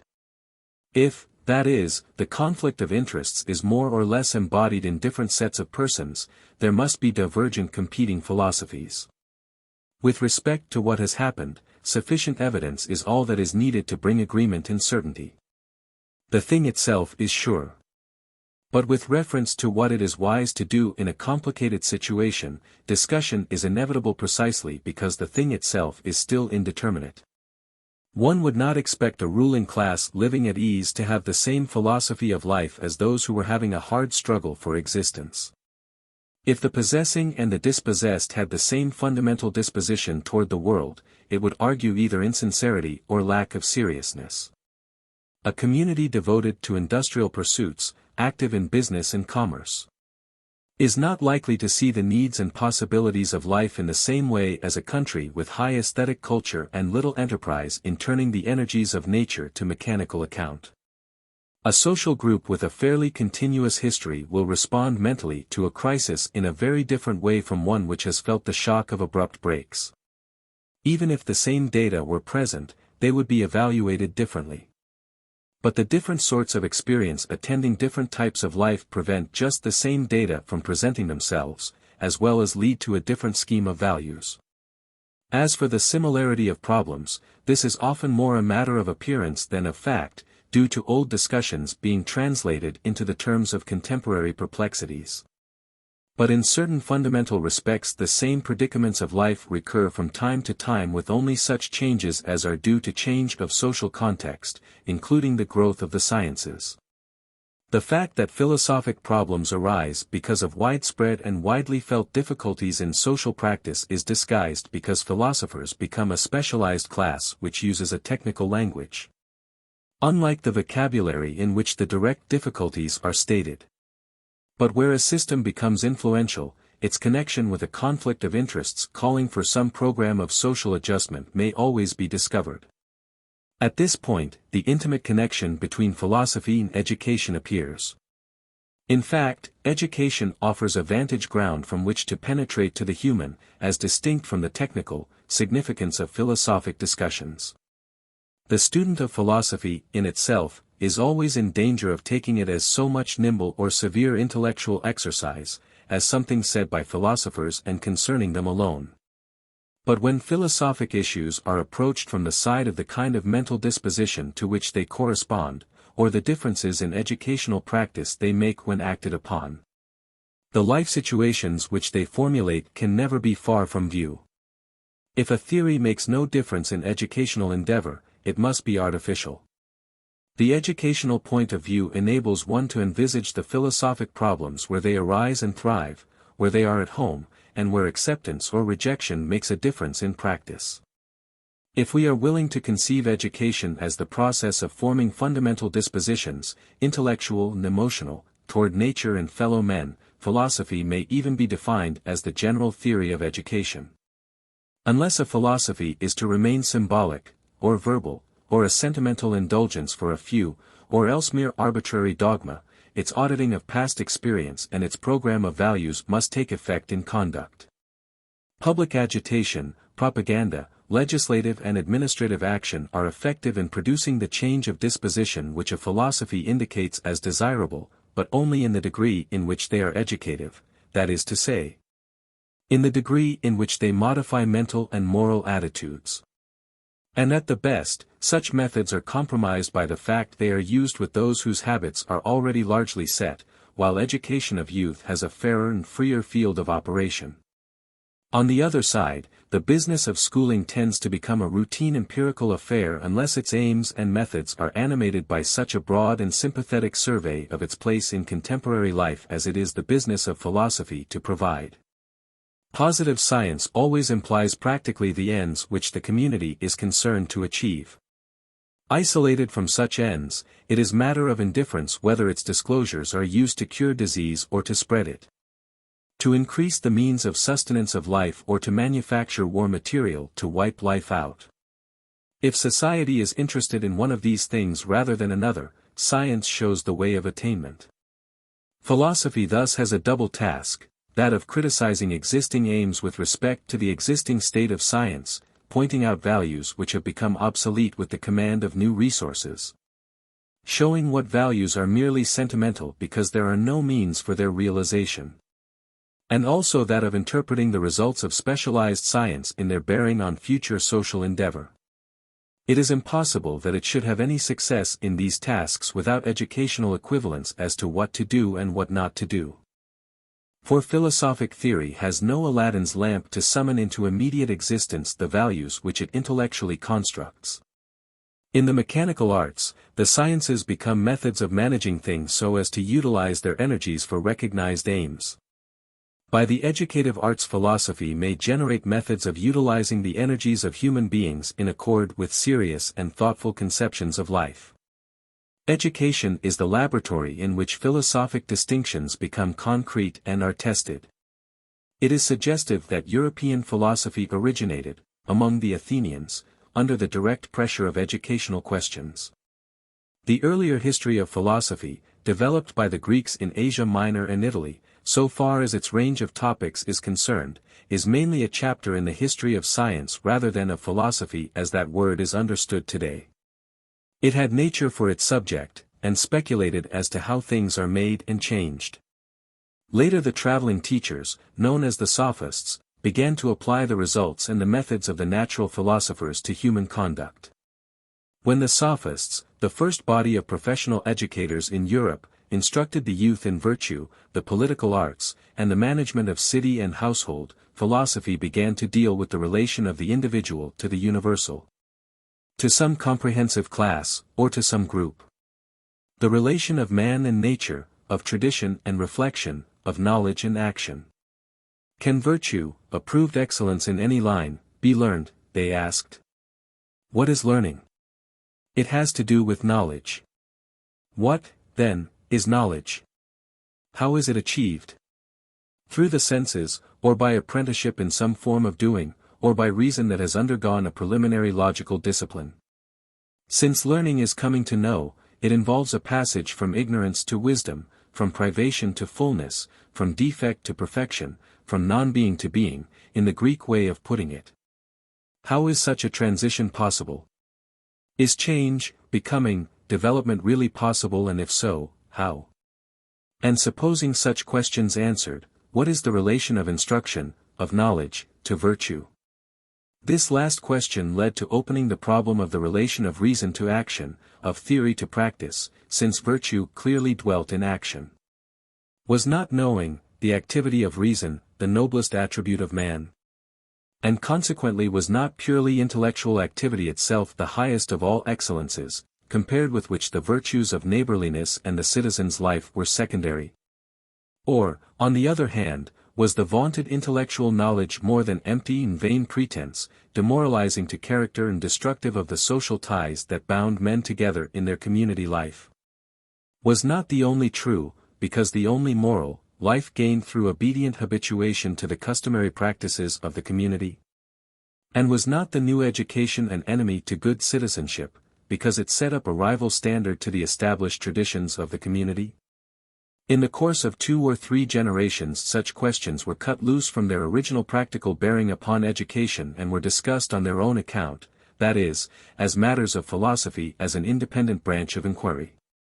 But the fact that the stream of European philosophical thought arose as a theory of educational procedure remains an eloquent witness to the intimate connection of philosophy and education. Philosophy of education is not an external application of ready-made ideas to a system of practice having a radically different origin and purpose, it is only an explicit formulation of the problems of the formation of right mental and moral habitudes in respect to the difficulties of contemporary social life. The most penetrating definition of philosophy which can be given is, then, that it is the theory of education in its most general phases. The reconstruction of philosophy, of education, and of social ideals and methods thus go hand in hand. If there is a special need of educational reconstruction at the present time, if this need makes urgent a reconsideration of the basic ideas of traditional philosophic systems, it is because of the thoroughgoing change in social life accompanying the advance of science, the Industrial Revolution, and the development of democracy. Such practical changes cannot take place without demanding an educational reformation to meet them, and without leading men to ask what ideas and ideals are implicit in these social changes, and what revisions they require of the ideas and ideals which are inherited from older and unlike cultures. Incidentally, throughout the whole book, explicitly in the last few chapters, we have been dealing with just these questions as they affect the relationship of mind and body, theory and practice, man and nature, the individual and social, etc. In our concluding chapters we shall sum up the prior discussions with respect first to the philosophy of knowledge, and then to the philosophy of morals. Summary. After a review designed to bring out the philosophic issues implicit in the previous discussions, philosophy was defined as the generalized theory of education.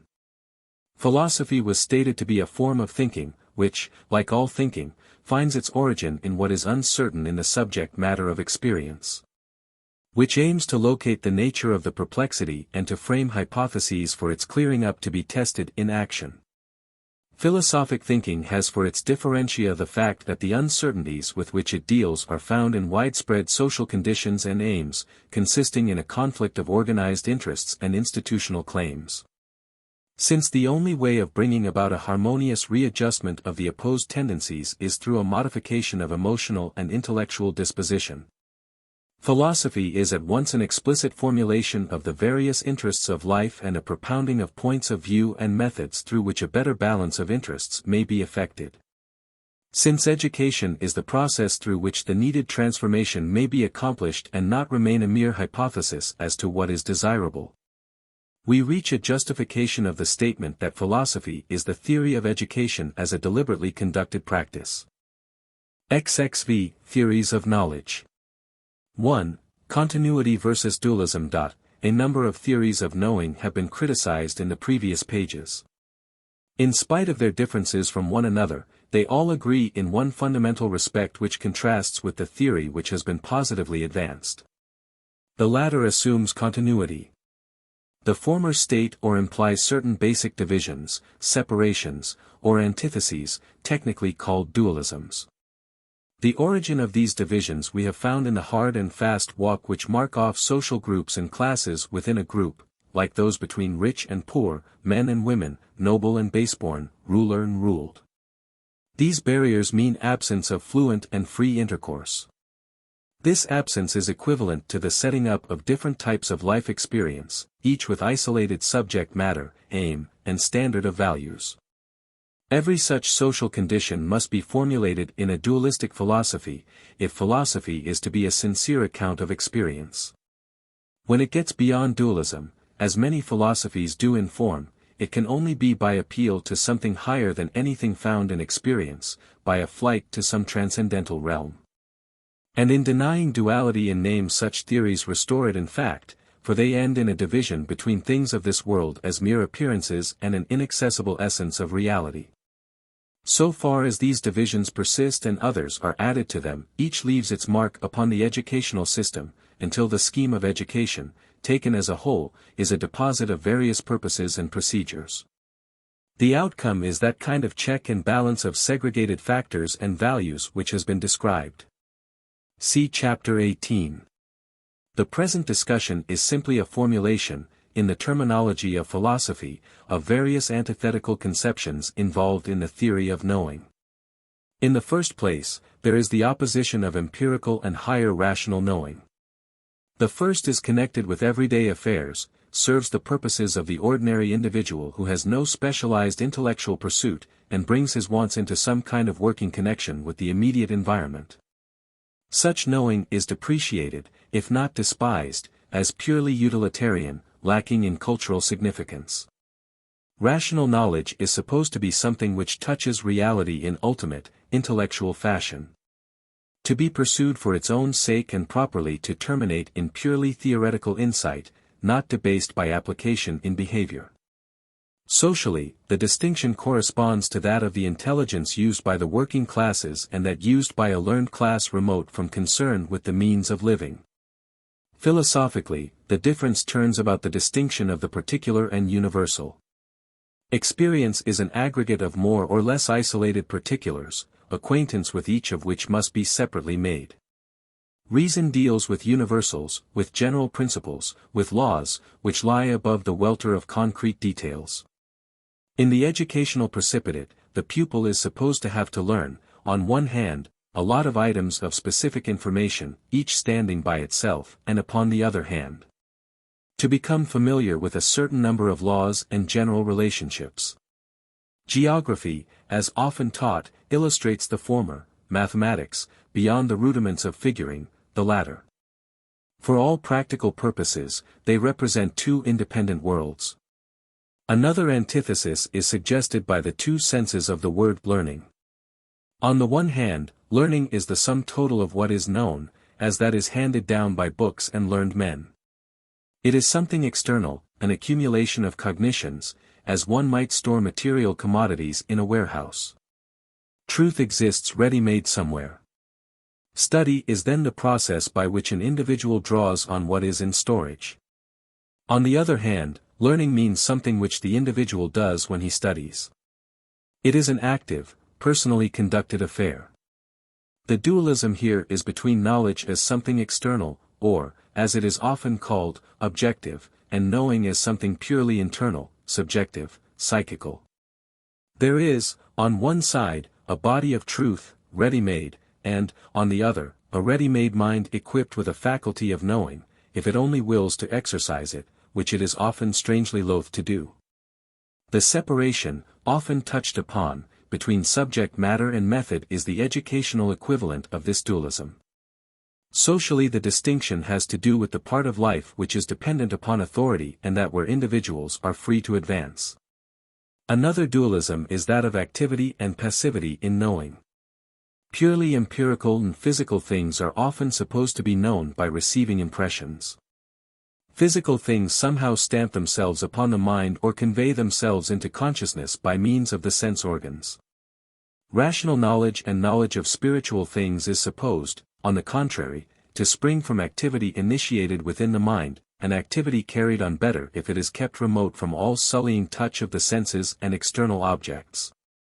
The distinction between sense training and object lessons and laboratory exercises, and pure ideas contained in books, and appropriated, so it is thought, by some miraculous output of mental energy, is a fair expression in education of this distinction. Socially, it reflects a division between those who are controlled by direct concern with things and those who are free to cultivate themselves. Another current opposition is that said to exist between the intellect and the emotions. The emotions are conceived to be purely private and personal, having nothing to do with the work of pure intelligence in apprehending facts and truths, except perhaps the single emotion of intellectual curiosity. The intellect is a pure light. The emotions are a disturbing heat. The mind turns outward to truth, the emotions turn inward to considerations of personal advantage and loss. Thus in education we have that systematic depreciation of interest which has been noted, plus the necessity in practice, with most pupils, of recourse to extraneous and irrelevant rewards and penalties in order to induce the person who has a mind, much as his clothes have a pocket, to apply that mind to the truths to be known. Thus we have the spectacle of professional educators decrying appeal to interest while they uphold with great dignity the need of reliance upon examinations, marks, promotions and emotions, prizes, and the time-honored paraphernalia of rewards and punishments. The effect of this situation in crippling the teacher's sense of humor has not received the attention which it deserves. All of these separations culminate in one between knowing and doing, theory and practice, between mind as the end and spirit of action and the body as its organ and means.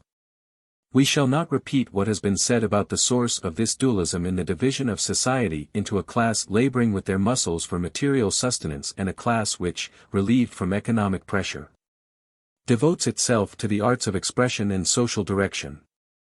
Nor is it necessary to speak again of the educational evils which spring from the separation. We shall be content to summarize the forces which tend to make the untenability of this conception obvious and to replace it by the idea of continuity. I. The advance of physiology and the psychology associated with it have shown the connection of mental activity with that of the nervous system. Too often recognition of connection has stopped short at this point. The older dualism of soul and body has been replaced by that of the brain and the rest of the body. But in fact the nervous system is only a specialized mechanism for keeping all bodily activities working together. Instead of being isolated from them, as an organ of knowing from organs of motor response, it is the organ by which they interact responsively with one another. The brain is essentially an organ for effecting the reciprocal adjustment to each other of the stimuli received from the environment and responses directed upon it. Note that the adjusting is reciprocal. The brain not only enables organic activity to be brought to bear upon any object of the environment in response to a sensory stimulation, but this response also determines what the next stimulus will be. See what happens, for example, when a carpenter is at work upon a board, or an etcher upon his plate, or in any case of a consecutive activity. While each motor response is adjusted to the state of affairs indicated through the sense organs, that motor response shapes the next sensory stimulus. Generalizing this illustration, the brain is the machinery for a constant reorganizing of activity so as to maintain its continuity, that is to say, to make such modifications in future action as are required because of what has already been done. The continuity of the work of the carpenter distinguishes it from a routine repetition of identically the same motion, and from a random activity where there is nothing cumulative. What makes it continuous, consecutive, or concentrated is that each earlier act prepares the way for later acts, while these take account of or reckon with the results already attained, the basis of all responsibility. No one who has realized the full force of the facts of the connection of knowing with the nervous system and of the nervous system with the readjusting of activity continuously to meet new conditions, will doubt that knowing has to do with reorganizing activity, instead of being something isolated from all activity, complete on its own account. 2. The development of biology clinches this lesson, with its discovery of evolution. For the philosophic significance of the doctrine of evolution lies precisely in its emphasis upon continuity of simpler and more complex organic forms until we reach man. The development of organic forms begins with structures where the adjustment of environment and organism is obvious, and where anything which can be called mind is at a minimum. As activity becomes more complex, coordinating a greater number of factors in space and time, intelligence plays a more and more marked role, for it has a larger span of the future to forecast and plan for. The effect upon the theory of knowing is to displace the notion that it is the activity of a mere onlooker or spectator of the world, the notion which goes with the idea of knowing as something complete in itself. For the doctrine of organic development means that the living creature is a part of the world, sharing its vicissitudes and fortunes. and making itself secure in its precarious dependence only as it intellectually identifies itself with the things about it, and, forecasting the future consequences of what is going on, shapes its own activities accordingly. If the living, experiencing being is an intimate participant in the activities of the world to which it belongs, then knowledge is a mode of participation, valuable in the degree in which it is effective. It cannot be the idle view of an unconcerned spectator. 3. The development of the experimental method as the method of getting knowledge and of making sure it is knowledge, and not mere opinion, the method of both discovery and proof, is the remaining great force in bringing about a transformation in the theory of knowledge. The experimental method has two sides. On one hand, it means that we have no right to call anything knowledge except where our activity has actually produced certain physical changes in things, which agree with and confirm the conception entertained. Short of such specific changes, our beliefs are only hypotheses, theories, suggestions, guesses, and are to be entertained tentatively and to be utilized as indications of experiments to be tried. 2. On the other hand, the experimental method of thinking signifies that thinking is of avail. That it is of avail in just the degree in which the anticipation of future consequences is made on the basis of thorough observation of present conditions. Experimentation, in other words, is not equivalent to blind reacting. Such surplus activity, a surplus with reference to what has been observed and is now anticipated, is indeed an unescapable factor in all our behavior. But it is not experiment save as consequences are noted and are used to make predictions and plans in similar situations in the future. The more the meaning of the experimental method is perceived, the more our trying out of a certain way of treating the material resources and obstacles which confront us embodies a prior use of intelligence. What we call magic was with respect to many things the experimental method of the savage, but for him to try was to try his luck, not his ideas. The scientific experimental method is, on the contrary, a trial of ideas. Hence even when practically, or immediately, unsuccessful, it is intellectual, fruitful, for we learn from our failures when our endeavors are seriously thoughtful. The experimental method is new as a scientific resource, as a systematized means of making knowledge, though as old as life as a practical device. Hence it is not surprising that men have not recognized its full scope. For the most part, its significance is regarded as belonging to certain technical and merely physical matters. It will doubtless take a long time to secure the perception that it holds equally as to the forming and testing of ideas in social and moral matters. Men still want the crutch of dogma, of beliefs fixed by authority, to relieve them of the trouble of thinking and the responsibility of directing their activity by thought. They tend to confine their own thinking to a consideration of which one among the rival systems of dogma they will accept. Hence the schools are better adapted, as John Stuart Mill said, to make disciples than inquirers. But every advance in the influence of the experimental method is sure to aid in outlawing the literary, dialectic, and authoritative methods of forming beliefs which have governed the schools of the past, and to transfer their prestige to methods which will procure an active concern with things and persons, directed by aims of increasing temporal reach and deploying greater range of things in space. In time the theory of knowing must be derived from the practice which is most successful in making knowledge, and then that theory will be employed to improve the methods which are less successful. 2. Schools of method. There are various systems of philosophy with characteristically different conceptions of the method of knowing. Some of them are named scholasticism, sensationalism, rationalism, idealism, realism, empiricism, transcendentalism, pragmatism, etc. Many of them have been criticized in connection with the discussion of some educational problem. We are here concerned with them as involving deviations from that method which has proved most effective in achieving knowledge, for a consideration of the deviations may render clearer the true place of knowledge in experience. In brief, the function of knowledge is to make one experience freely available in other experiences. The word freely marks the difference between the principle of knowledge and that of habit. Habit means that an individual undergoes a modification through an experience, which modification forms a predisposition to easier and more effective action in a like direction in the future. Thus it also has the function of making one experience available in subsequent experiences.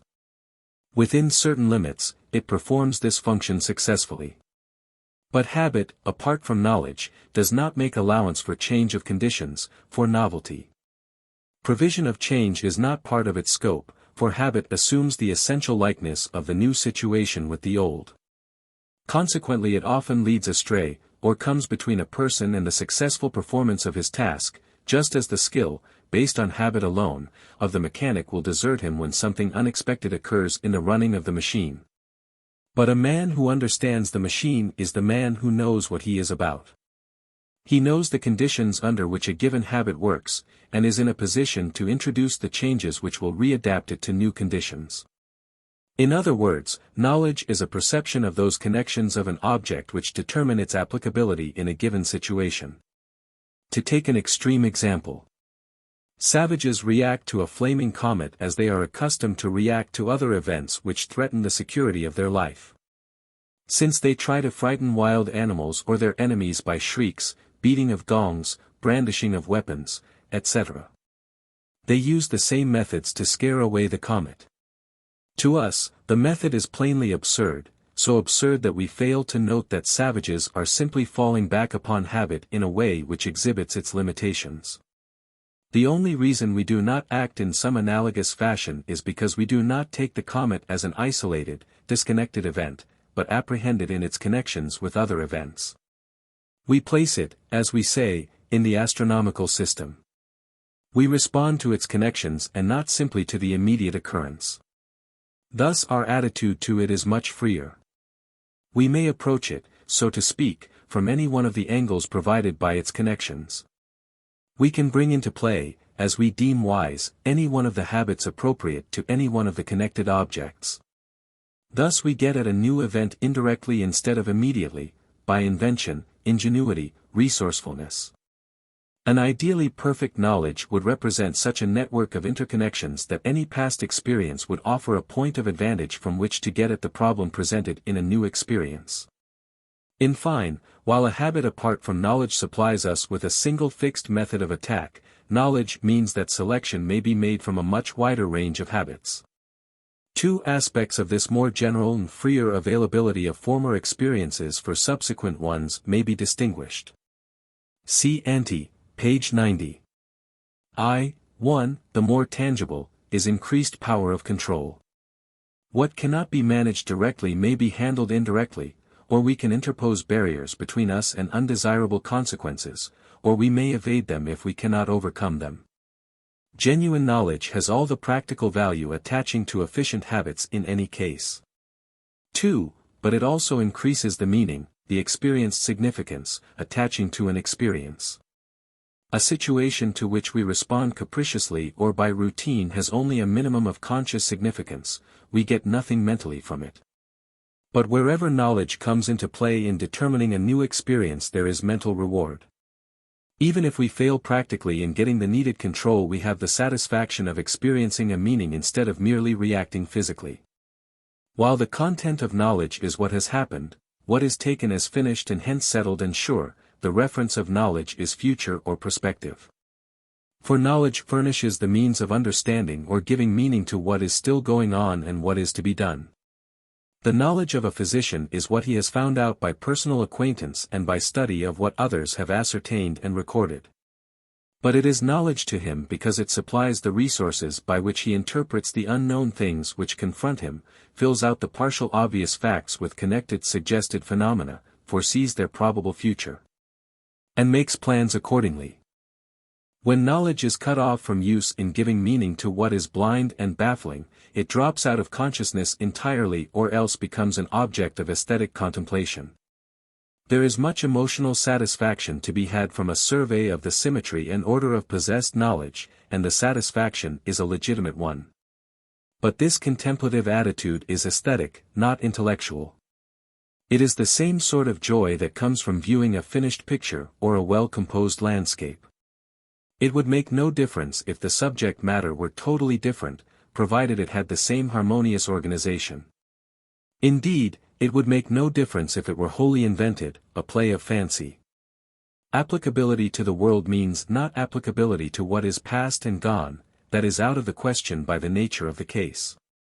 It means applicability to what is still going on, what is still unsettled, in the moving scene in which we are implicated. The very fact that we so easily overlook this trait, and regard statements of what is past and out of reach as knowledge is because we assume the continuity of past and future. We cannot entertain the conception of a world in which knowledge of its past would not be helpful in forecasting and giving meaning to its future. We ignore the prospective reference just because it is so irretrievably implied. Yet many of the philosophic schools of method which have been mentioned transform the ignoring into a virtual denial. They regard knowledge as something complete in itself irrespective of its availability in dealing with what is yet to be. And it is this omission which vitiates them and which makes them stand as sponsors for educational methods which an adequate conception of knowledge condemns.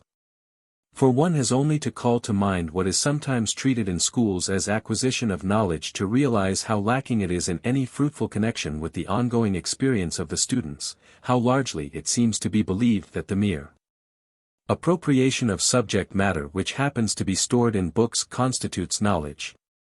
No matter how true what is learned to those who found it out and in whose experience it functioned, there is nothing which makes it knowledge to the pupils. It might as well be something about Mars or about some fanciful country unless it fructifies in the individual's own life. At the time when scholastic method developed, it had relevancy to social conditions. It was a method for systematizing and lending rational sanction to material accepted on authority. This subject matter meant so much that it vitalized the defining and systematizing brought to bear upon it. Under present conditions the scholastic method, for most persons, means a form of knowing which has no especial connection with any particular subject matter. It includes making distinctions, definitions, divisions, and classifications for the mere sake of making them, with no objective in experience. The view of thought as a purely psychical activity having its own forms, which are applied to any material as a seal may be stamped on any plastic stuff. The view which underlies what is termed formal logic is essentially the scholastic method generalized. The doctrine of formal discipline in education is the natural counterpart of the scholastic method. The contrasting theories of the method of knowledge which go by the name of sensationalism and rationalism correspond to an exclusive emphasis upon the particular and the general respectively, or upon bare facts on one side and bare relations on the other. In real knowledge, there is a particularizing and a generalizing function working together. So far as a situation is confused, it has to be cleared up, it has to be resolved into details, as sharply defined as possible. Specified facts and qualities constitute the elements of the problem to be dealt with, and it is through our sense organs that they are specified. As setting forth the problem, they may well be termed particulars, for they are fragmentary. Since our task is to discover their connections and to recombine them, for us at the time they are partial. They are to be given meaning, hence, just as they stand, they lack it. Anything which is to be known, whose meaning has still to be made out, offers itself as particular. But what is already known, if it has been worked over with a view to making it applicable to intellectually mastering new particulars, is general in function. Its function of introducing connection into what is otherwise unconnected constitutes its generality. Any fact is general if we use it to give meaning to the elements of a new experience. Reason is just the ability to bring the subject matter of prior experience to bear to perceive the significance of the subject matter of a new experience. A person is reasonable in the degree in which he is habitually open to seeing an event which immediately strikes his senses not as an isolated thing but in its connection with the common experience of mankind. Without the particulars as they are discriminated by the active responses of sense organs, there is no material for knowing and no intellectual growth. Without placing these particulars in the context of the meanings wrought out in the larger experience of the past, without the use of reason or thought, particulars are mere excitations or irritations. The mistake alike of the sensational and the rationalistic schools is that each fails to see that the function of sensory stimulation and thought is relative to reorganizing experience in applying the old to the new, thereby maintaining the continuity or consistency of life. The theory of the method of knowing which is advanced in these pages may be termed pragmatic. Its essential feature is to maintain the continuity of knowing with an activity which purposely modifies the environment. It holds that knowledge in its strict sense of something possessed consists of our intellectual resources, of all the habits that render our action intelligent. Only that which has been organized into our disposition so as to enable us to adapt the environment to our needs and to adapt our aims and desires to the situation in which we live is really knowledge. Knowledge is not just something which we are now conscious of, but consists of the dispositions we consciously use in understanding what now happens. Knowledge as an act is bringing some of our dispositions to consciousness with a view to straightening out a perplexity, by conceiving the connection between ourselves and the world in which we live. Summary. Such social divisions as interfere with free and full intercourse react to make the intelligence and knowing of members of the separated classes one-sided. Those whose experience has to do with utilities cut off from the larger end they subserve are practical empiricists. Those who enjoy the contemplation of a realm of meanings in whose active production they have had no share are practical rationalists. Those who come in direct contact with things and have to adapt their activities to them immediately are, in effect, realists. Those who isolate the meanings of these things and put them in a religious or so-called spiritual world aloof from things are, in effect, idealists. Those concerned with progress, who are striving to change received beliefs, emphasize the individual factor in knowing. Those whose chief business it is to withstand change and conserve received truth emphasize the universal and the fixed, and so on. Philosophic systems in their opposed theories of knowledge present an explicit formulation of the traits characteristic of these cut-off and one-sided segments of experience, one-sided because barriers to intercourse prevent the experience of one from being enriched and supplemented by that of others who are differently situated. In an analogous way, since democracy stands in principle for free interchange, for social continuity, it must develop a theory of knowledge which sees in knowledge the method by which one experience is made available in giving direction and meaning to another. The recent advances in physiology, biology, and the logic of the experimental sciences supply the specific intellectual instrumentalities demanded to work out and formulate such a theory. Their educational equivalent is the connection of the acquisition of knowledge in the schools with activities, or occupations, carried on in a medium of associated life. XXVI Theories of Morals. 1. The inner and the outer. Since morality is concerned with conduct, any dualisms which are set up between mind and activity must reflect themselves in the theory of morals. Since the formulations of the separation in the philosophic theory of morals are used to justify and idealize the practices employed in moral training, a brief critical discussion is in place. It is a commonplace of educational theory that the establishing of character is a comprehensive aim of school instruction and discipline. Hence it is important that we should be on our guard against a conception of the relations of intelligence to character which hampers the realization of the aim, and on the lookout for the conditions which have to be provided in order that the aim may be successfully acted upon. The first obstruction which meets us is the currency of moral ideas which split the course of activity into two opposed factors, often named respectively the inner and outer, or the spiritual and the physical. This division is a culmination of the dualism of mind and the world, soul and body, end and means, which we have so frequently noted. In morals it takes the form of a sharp demarcation of the motive of action from its consequences, and of character from conduct. Motive and character are regarded as something purely inner, existing exclusively in consciousness, while consequences and conduct are regarded as outside of mind, conduct having to do simply with the movements which carry out motives. Consequences with what happens as a result. Different schools identify morality with either the inner state of mind or the outer act and results, each in separation from the other. Action with a purpose is deliberate.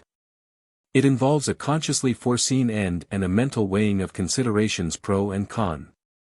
It also involves a conscious state of longing or desire for the end. The deliberate choice of an aim and of a settled disposition of desire takes time. During this time complete overt action is suspended. A person who does not have his mind made up, does not know what to do. Consequently, he postpones definite action so far as possible. His position may be compared to that of man considering jumping across a ditch. If he were sure he could or could not make it, definite activity in some direction would occur. But if he considers, he is in doubt, he hesitates. During the time in which a single overt line of action is in suspense, his activities are confined to such redistributions of energy within the organism as will prepare a determinate course of action. He measures the ditch with his eyes. He brings himself taut to get a feel of the energy at his disposal, he looks about for other ways across, he reflects upon the importance of getting across. All this means an accentuation of consciousness. It means a turning in upon the individual's own attitudes, powers, wishes, etc. Obviously, however, this surging up of personal factors into conscious recognition is a part of the whole activity in its temporal development. There is not first a purely psychical process, followed abruptly by a radically different physical one. There is one continuous behavior, proceeding from a more uncertain, divided, hesitating state to a more overt, determinate, or complete state. The activity at first consists mainly of certain tensions and adjustments within the organism. As these are coordinated into a unified attitude, the organism as a whole acts, some definite act is undertaken. We may distinguish, of course, the more explicitly conscious phase of the continuous activity as mental or psychical. But that only identifies the mental or psychical to mean the indeterminate, formative state of an activity which in its fullness involves putting forth of overt energy to modify the environment. Our conscious thoughts, observations, wishes, aversions are important, because they represent inchoate, nascent activities.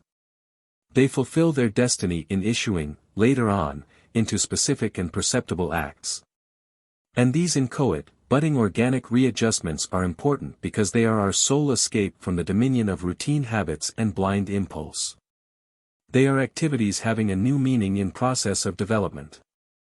Hence, normally, there is an accentuation of personal consciousness whenever our instincts and ready-formed habits find themselves blocked by novel conditions. Then we are thrown back upon ourselves to reorganize our own attitude before proceeding to a definite and irretrievable course of action. Unless we try to drive our way through by sheer brute force, we must modify our organic resources to adapt them to the specific features of the situation in which we find ourselves. The conscious deliberating and desiring which precede overt action are, then, the methodic personal readjustment implied in activity in uncertain situations. This role of mind in continuous activity is not always maintained, however.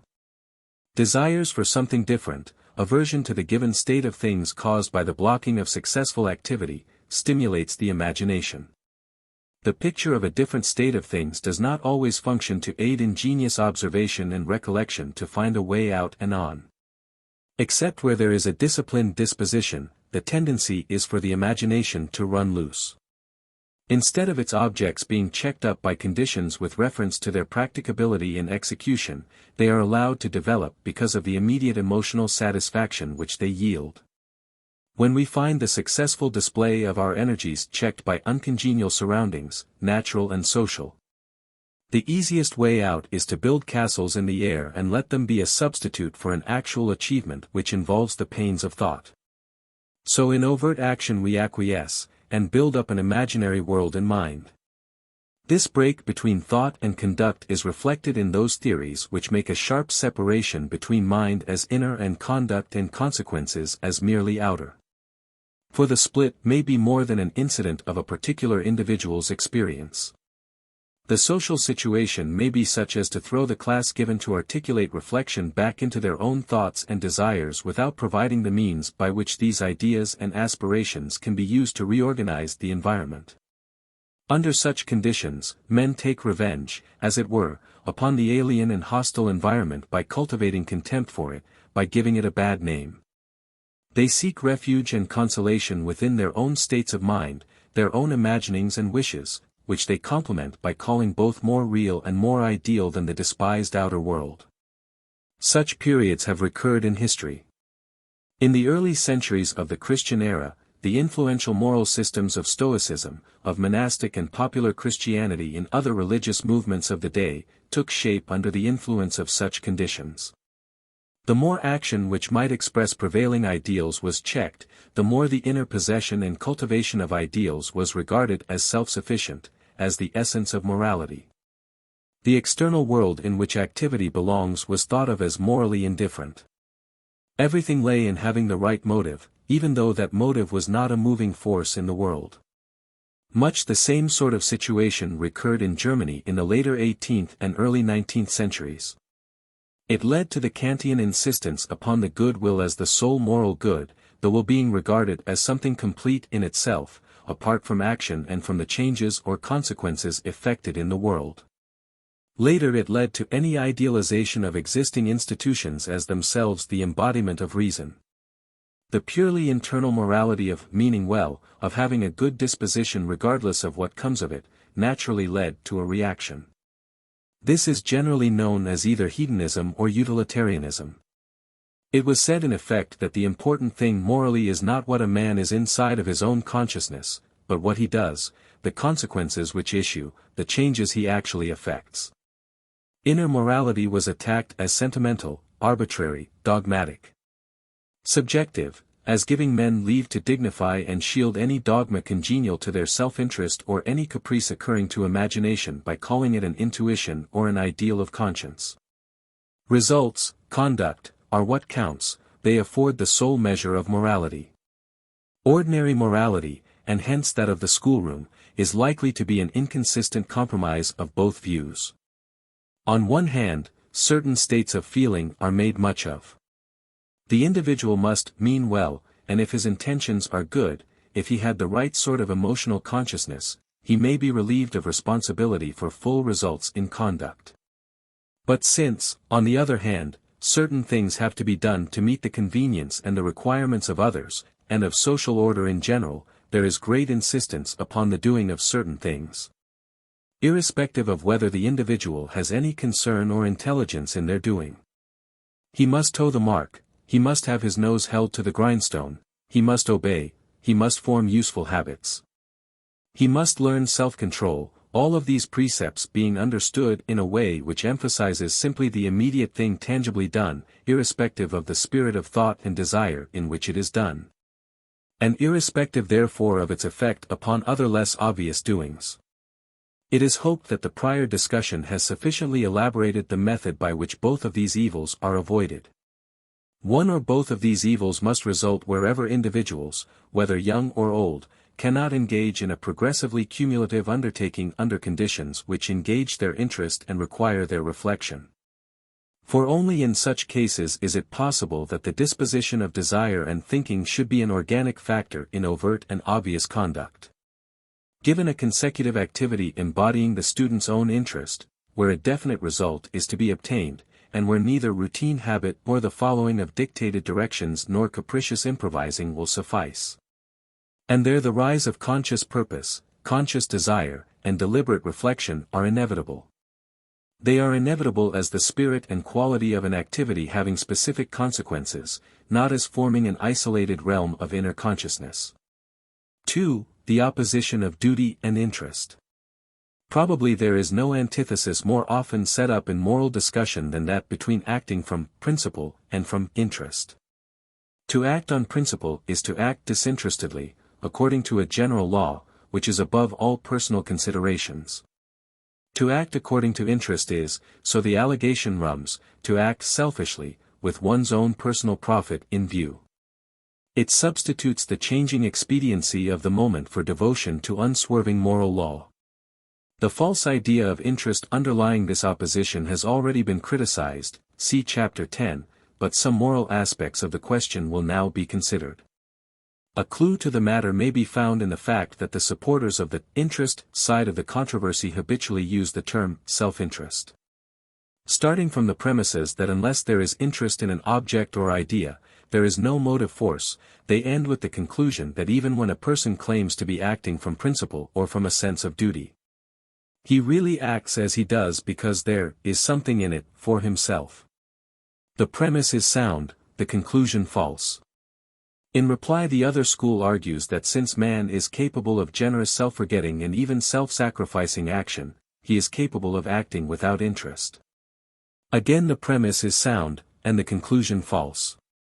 The error on both sides lies in a false notion of the relation of interest and the self. Both sides assume that the self is a fixed and hence isolated quantity. As a consequence, there is a rigid dilemma between acting for an interest of the self and without interest. If the self is something fixed antecedent to action, then acting from interest means trying to get more in the way of possessions for the self, whether in the way of fame, approval of others, power over others, pecuniary profit, or pleasure. Then the reaction from this view as a cynical depreciation of human nature leads to the view that men who act nobly act with no interest at all. Yet to an unbiased judgment it would appear plain that a man must be interested in what he is doing or he would not do it. A physician who continues to serve the sick in a plague at almost certain danger to his own life must be interested in the efficient performance of his profession, more interested in that than in the safety of his own bodily life.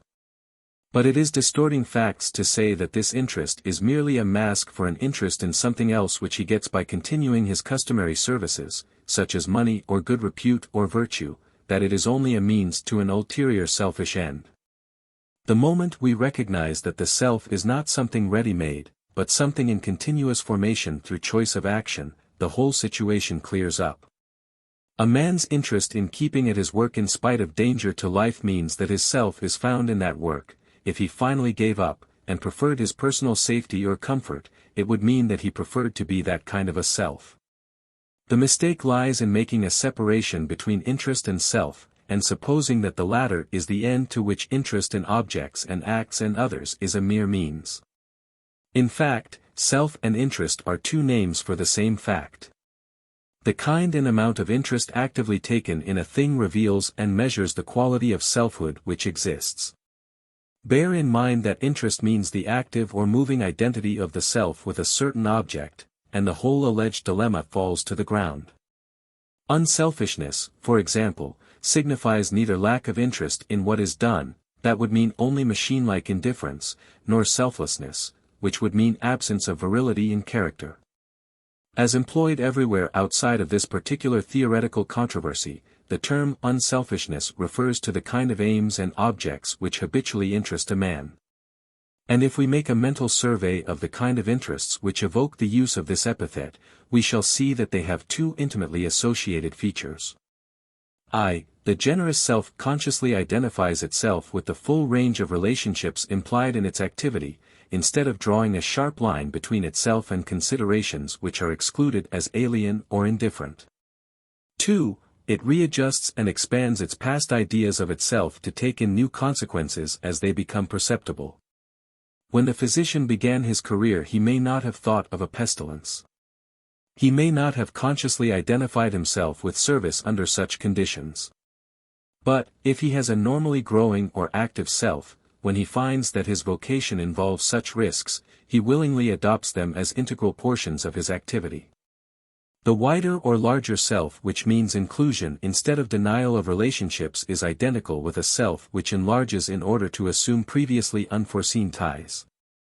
In such crises of readjustment, and the crisis may be slight as well as great, there may be a transitional conflict of principle with interest. It is the nature of a habit to involve ease in the accustomed line of activity. It is the nature of a readjusting of habit to involve an effort which is disagreeable, something to which a man has deliberately to hold himself. In other words, there is a tendency to identify the self, or take interest, in what one has got used to, and to turn away the mind with aversion or irritation when an unexpected thing which involves an unpleasant modification of habit comes up. Since in the past one has done one's duty without having to face such a disagreeable circumstance, why not go on as one has been? To yield to this temptation means to narrow and isolate the thought of the self, to treat it as complete. Any habit, no matter how efficient in the past, which has become set, may at any time bring this temptation with it. To act from principle in such an emergency is not to act on some abstract principle, or duty at large. It is to act upon the principle of a course of action, instead of upon the circumstances which have attended it. The principle of a physician's conduct is its animating aim and spirit, the care for the diseased. The principle is not what justifies an activity, for the principle is but another name for the continuity of the activity. If the activity as manifested in its consequences is undesirable, to act upon principle is to accentuate its evil. And a man who prides himself upon acting upon principle is likely to be a man who insists upon having his own way without learning from experience what is the better way. He fancies that some abstract principle justifies his course of action without recognizing that his principle needs justification. Assuming, however, that school conditions are such as to provide desirable occupations, it is interest in the occupation as a whole, that is, in its continuous development, which keeps a pupil at his work in spite of temporary diversions and unpleasant obstacles. Where there is no activity having a growing significance, appeal to principle is either purely verbal, or a form of obstinate pride or an appeal to extraneous considerations clothed with a dignified title. Undoubtedly there are junctures where momentary interest ceases and attention flags, and where reinforcement is needed. But what carries a person over these hard stretches is not loyalty to duty in the abstract, but interest in his occupation. Duties are offices, they are the specific acts needed for the fulfilling of a function, or, in homely language, doing one's job.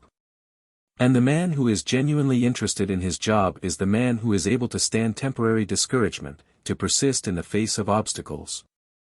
To take the lean with the fat, he makes an interest out of meeting and overcoming difficulties and distractions. 3. Intelligence and character. A noteworthy paradox often accompanies discussions of morals. On the one hand, there is an identification of the moral with the rational. Reason is set up as a faculty from which proceed ultimate moral intuitions, and sometimes, as in the Kantian theory, it is said to supply the only proper moral motive. On the other hand, the value of concrete, everyday intelligence is constantly underestimated, and even deliberately depreciated. Morals is often thought to be an affair with which ordinary knowledge has nothing to do. Moral knowledge is thought to be a thing apart, and conscience is thought of as something radically different from consciousness. This separation, if valid, is of a special significance for education. Moral education in school is practically hopeless when we set up the development of character as a supreme end, and at the same time treat the acquiring of knowledge and the development of understanding, which of necessity occupy the chief part of school time, as having nothing to do with character. On such a basis, moral education is inevitably reduced to some kind of catechetical instruction, or lessons about morals. Lessons about morals signify as matter-of-course lessons in what other people think about virtues and duties. It amounts to something only in the degree in which pupils happen to be already animated by a sympathetic and dignified regard for the sentiments of others. Without such a regard, it has no more influence on character than information about the mountains of Asia. With a servile regard, it increases dependence upon others, and throws upon those in authority the responsibility for conduct. As a matter of fact, direct instruction in morals has been effective only in social groups where it was a part of the authoritative control of the many by the few. Not the teaching as such, but the reinforcement of it by the whole regime of which it was an incident made it effective. To attempt to get similar results from lessons about morals in a democratic society is to rely upon sentimental magic. At the other end of the scale stands the Socratic Platonic teaching which identifies knowledge and virtue, which holds that no man does evil knowingly but only because of ignorance of the good. This doctrine is commonly attacked on the ground that nothing is more common than for a man to know the good and yet do the bad. Not knowledge, but habituation or practice, and motive are what is required. Aristotle, in fact, at once attacked the Platonic teaching on the ground that moral virtue is like an art, such as medicine. The experienced practitioner is better than a man who has theoretical knowledge but no practical experience of disease and remedies. The issue turns, however, upon what is meant by knowledge. Aristotle's objection ignored the gist of Plato's teaching to the effect that man could not attain a theoretical insight into the good except as he had passed through years of practical habituation and strenuous discipline. Knowledge of the good was not a thing to be got either from books or from others, but was achieved through a prolonged education. It was the final and culminating grace of a mature experience of life.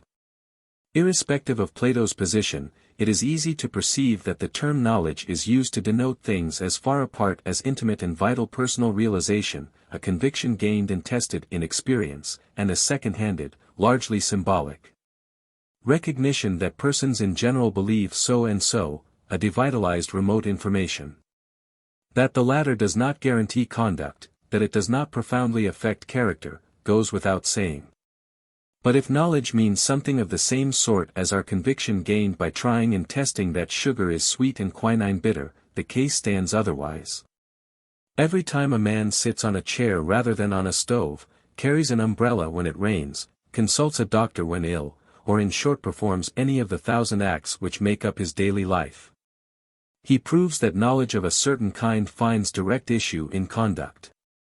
There is every reason to suppose that the same sort of knowledge of good has a like expression. In fact, good is an empty term unless it includes the satisfactions experienced in such situations as those mentioned. Knowledge that other persons are supposed to know something might lead one to act so as to win the approbation others attach to certain actions, or at least so as to give others the impression that one agrees with them. There is no reason why it should lead to personal initiative and loyalty in behalf of the beliefs attributed to them. It is not necessary, accordingly, to dispute about the proper meaning of the term knowledge. It is enough for educational purposes to note the different qualities covered by the one name, to realize that it is knowledge gained at first hand through the exigencies of experience which affects conduct in significant ways. If a pupil learns things from books simply in connection with school lessons and for the sake of reciting what he has learned when called upon, then knowledge will have effect upon some conduct, namely upon that of reproducing statements at the demand of others. There is nothing surprising that such knowledge should not have much influence in the life out of school. But this is not a reason for making a divorce between knowledge and conduct, but for holding in low esteem this kind of knowledge. The same thing may be said of knowledge which relates merely to an isolated and technical speciality. It modifies action but only in its own narrow line. In truth, the problem of moral education in the schools is one with the problem of securing knowledge, the knowledge connected with the system of impulses and habits. For the use to which any known fact is put depends upon its connections. The knowledge of dynamite of a safecracker may be identical in verbal form with that of a chemist. In fact, it is different, for it is knit into connection with different aims and habits, and thus has a different import. Our prior discussion of subject matter as proceeding from direct activity having an immediate aim, to the enlargement of meaning found in geography and history, and then to scientifically organized knowledge, was based upon the idea of maintaining a vital connection between knowledge and activity.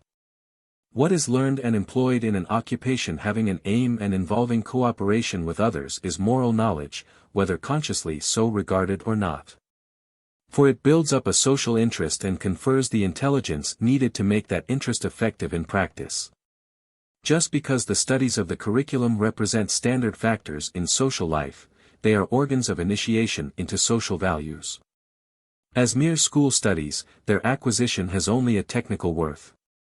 Acquired under conditions where their social significance is realized, they feed moral interest and develop moral insight. Moreover, the qualities of mind discussed under the topic of method of learning are all of them intrinsically moral qualities. Open-mindedness, single-mindedness, sincerity, breadth of outlook, thoroughness, assumption of responsibility for developing the consequences of ideas which are accepted, are moral traits. The habit of identifying moral characteristics with external conformity to authoritative prescriptions may lead us to ignore the ethical value of these intellectual attitudes.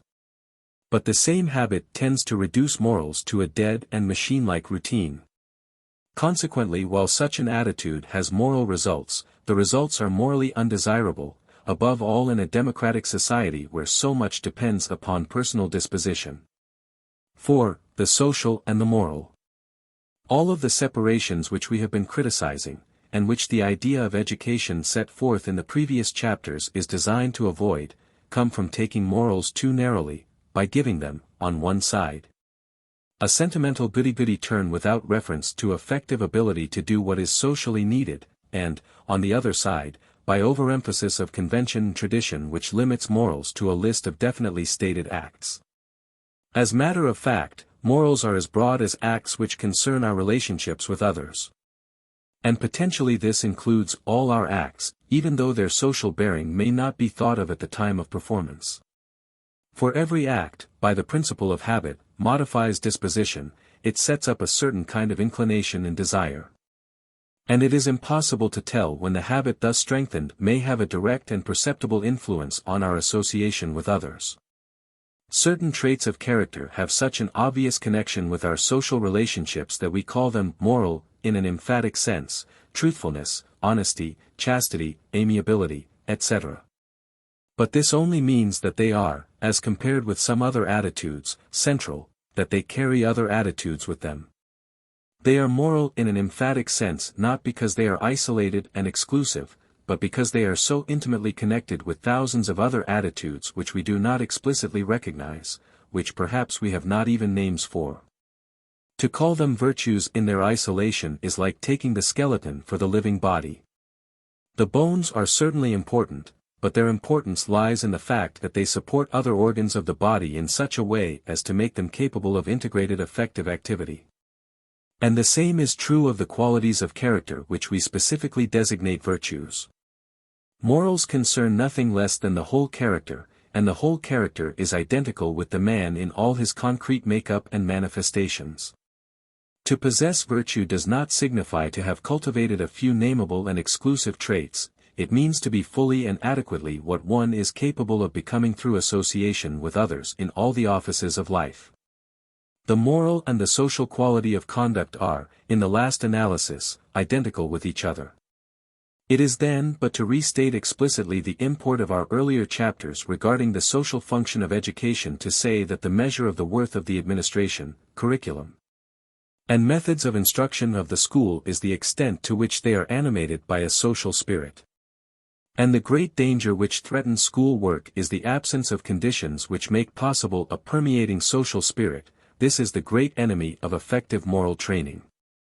For this spirit can be actively present only when certain conditions are met. In the first place, the school must itself be a community life in all which that implies. Social perceptions and interests can be developed only in a genuinely social medium, one where there is give and take in the building up of a common experience. Informational statements about things can be acquired in relative isolation by anyone who previously has had enough intercourse with others to have learned language.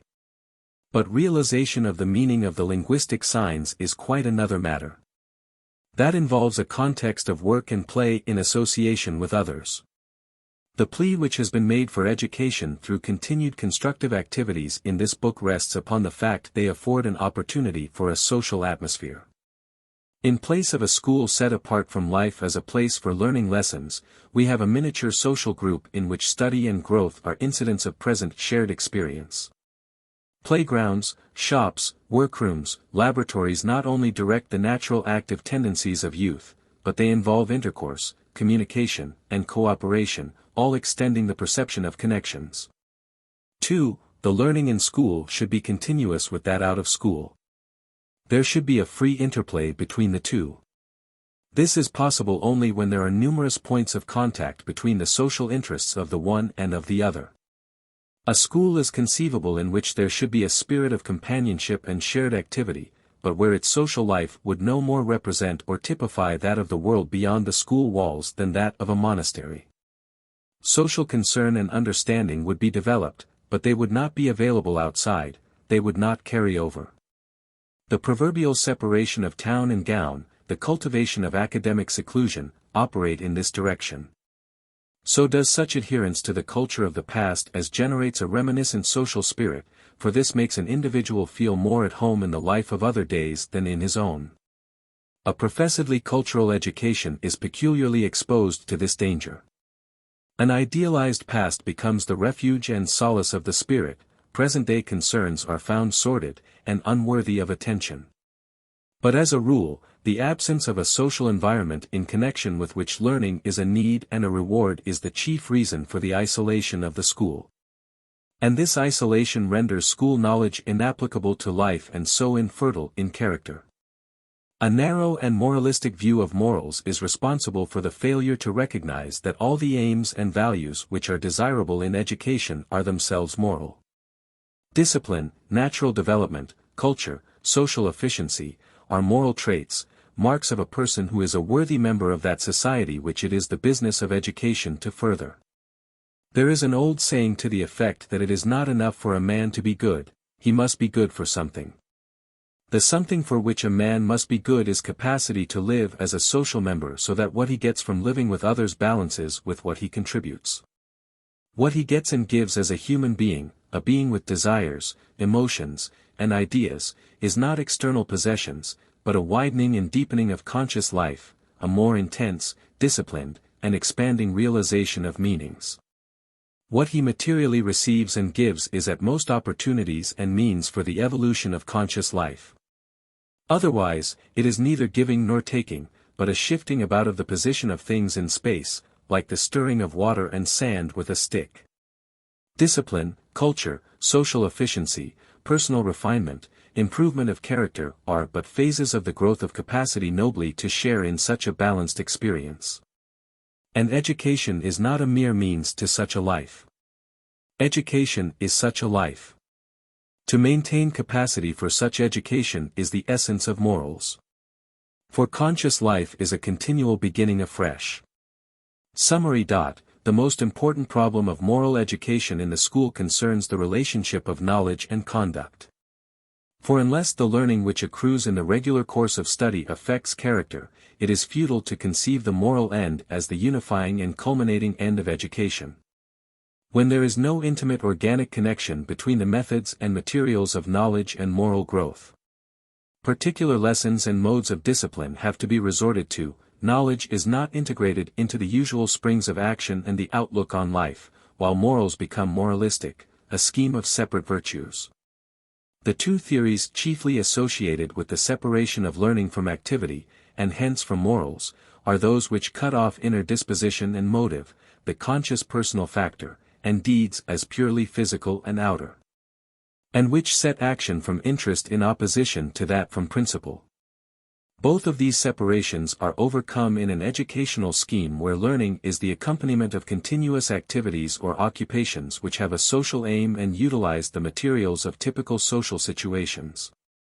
For under such conditions, the school becomes itself a form of social life, a miniature community and one in close interaction with other modes of associated experience beyond school walls. All education which develops power to share effectively in social life is moral. It forms a character which not only does the particular deed socially necessary but one which is interested in that continuous readjustment which is essential to growth. Interest in learning from all the contacts of life is the essential moral interest. The end.